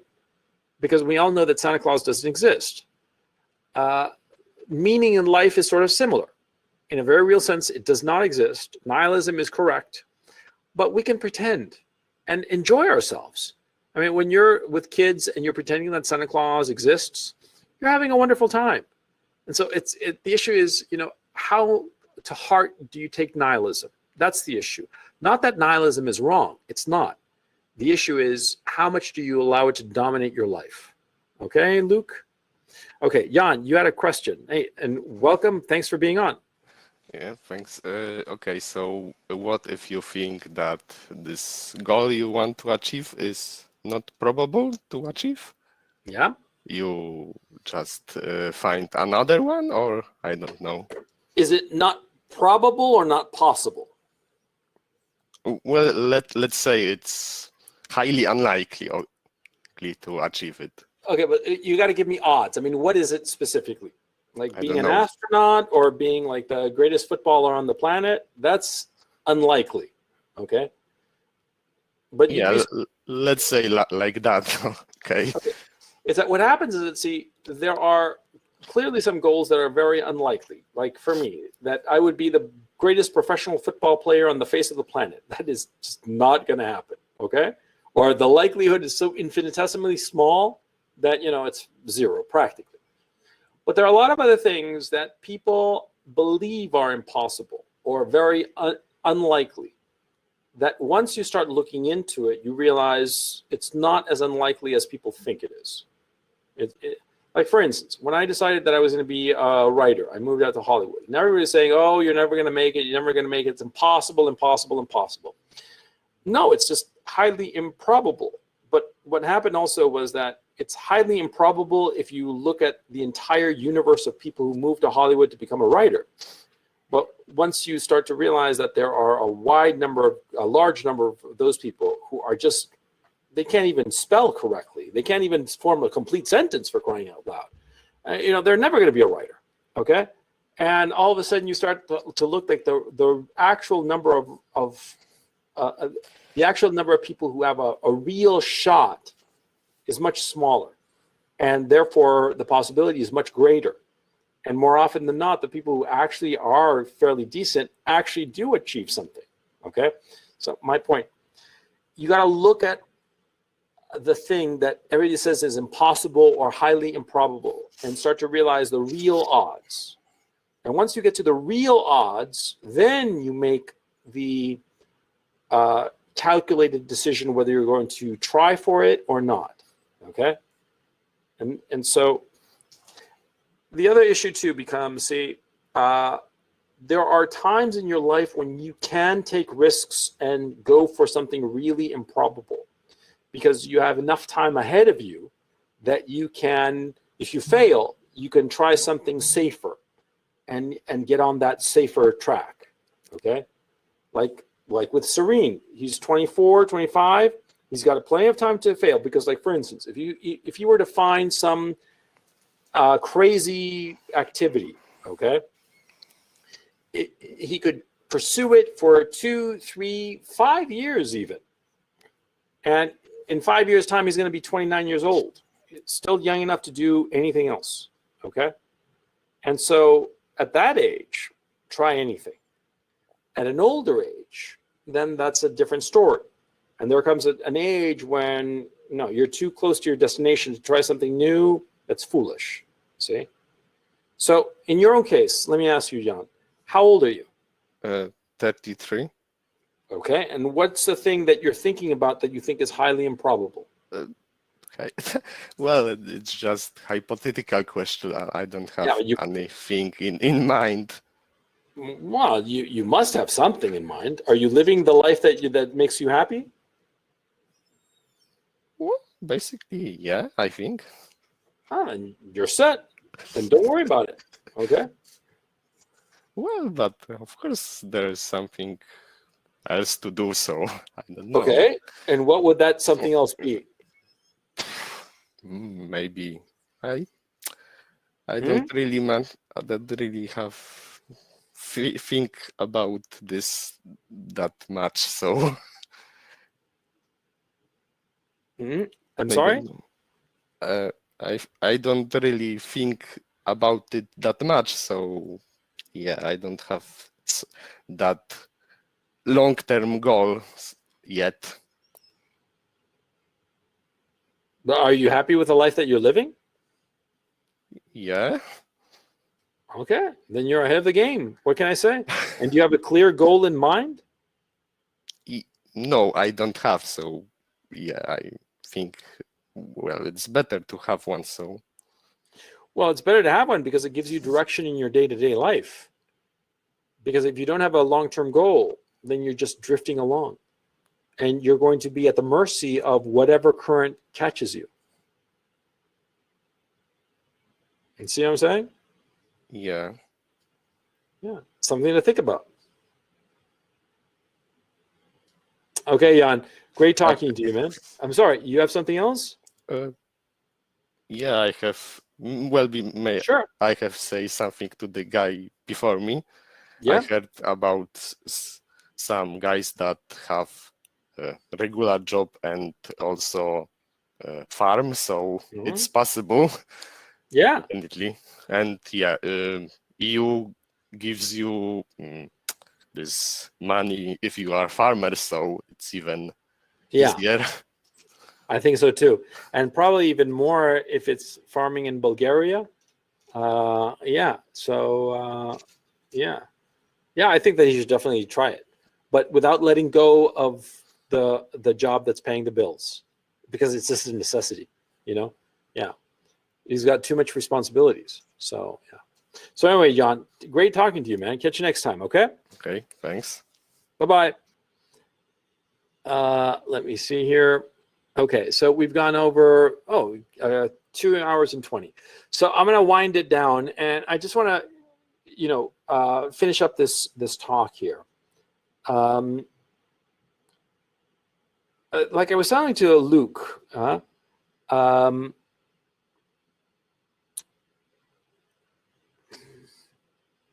wait, I'm looking here. Luke is adding. Yeah, I'm going to bring in Luke. Luke the kid. Oh, he's on a cell phone, so I can't bring him on. Shit, that's a pity. Yeah, it would have been great to bring him on. So Luke says here in the comments, he says, the reason why being smart leads to nihilism is you see in advance the endings of all great dreams that lead to disaster and tragedy. I can't outsmart my nihilism. If I outsmart my nihilism, the nihilism outsmarts me. Is it too strong? It's a force that just reckons you. Well, no. See, no. I think that's the mistake that you're making, Luke. You're allowing it to overwhelm you. Okay. You could just ignore it. Okay. And frankly, that's what most people see. Smart people realize that nihilism, that is the meaninglessness of life, is true. But even smarter people, they realize that it's pointless to let that dominate their lives, because when you allow nihilism to dominate your life, it just leads to paralysis. And what happens is that paralysis, just depression, just falling stagnant, that's a miserable way to exist. And so that's the attraction of absurdism. Absurdism is basically nihilism that pretends that there's meaning. That's what's basically going on. And so absurdism is aware that life has no meaning, but just pretends that it has meaning, just like we pretend that Santa Claus exists for the sake of children, because it gives us something to do. And we as human beings, we respond to activity. We respond to activity, work, effort makes us happier. And it just triggers the little pleasure chemicals in our brains, and it just makes us happy. And so that's what we should do, and not fall for nihilism. Ultimately, this whole broadcast has been about these philosophical issues of leading a good life. Okay, I'm going to be discussing that a lot more next week when I discuss Epicureanism, because it's something that and I'll be able to discuss it in a much more structured manner, because here in this issue of how to organize your time, it's been a roundabout issue that's fallen into this this notion of how to live your life. I suspect because this notion of how to live your life is something that is dominating my attention. And it's, as of late, as certain things that have been going on in my life, in my personal life, that I'm not going to get into, they've forced me to focus more on it. And I'm glad I am, okay?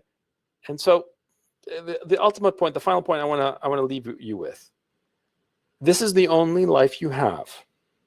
And like I said at the very beginning of this, the time you have is extremely limited. Once this time is gone, it's gone forever, and it's not coming back, and you cannot buy any more. So what you want to do is use that time. Use it as effectively as possible to achieve the things that you want. Focus on that. Focus on every hour doing what you want. If you're working in some shitty job for some shitty corporation, know why you are doing it. Know when it ends.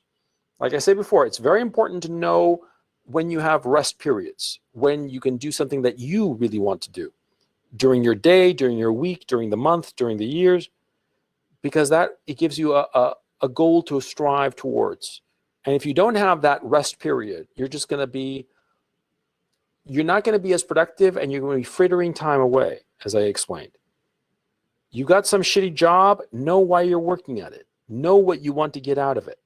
And as soon as you've gotten that thing, move on and pursue the things that you want, because this is the only life you're going to get. You're not going to get another. And the time you have, like I say, it's short. The days are long, but the decades are short. So don't throw your life away. This is CRP. I hope you've enjoyed this webinar. I hope it's given you something to think about. And I will catch you next time. Take it easy, guys.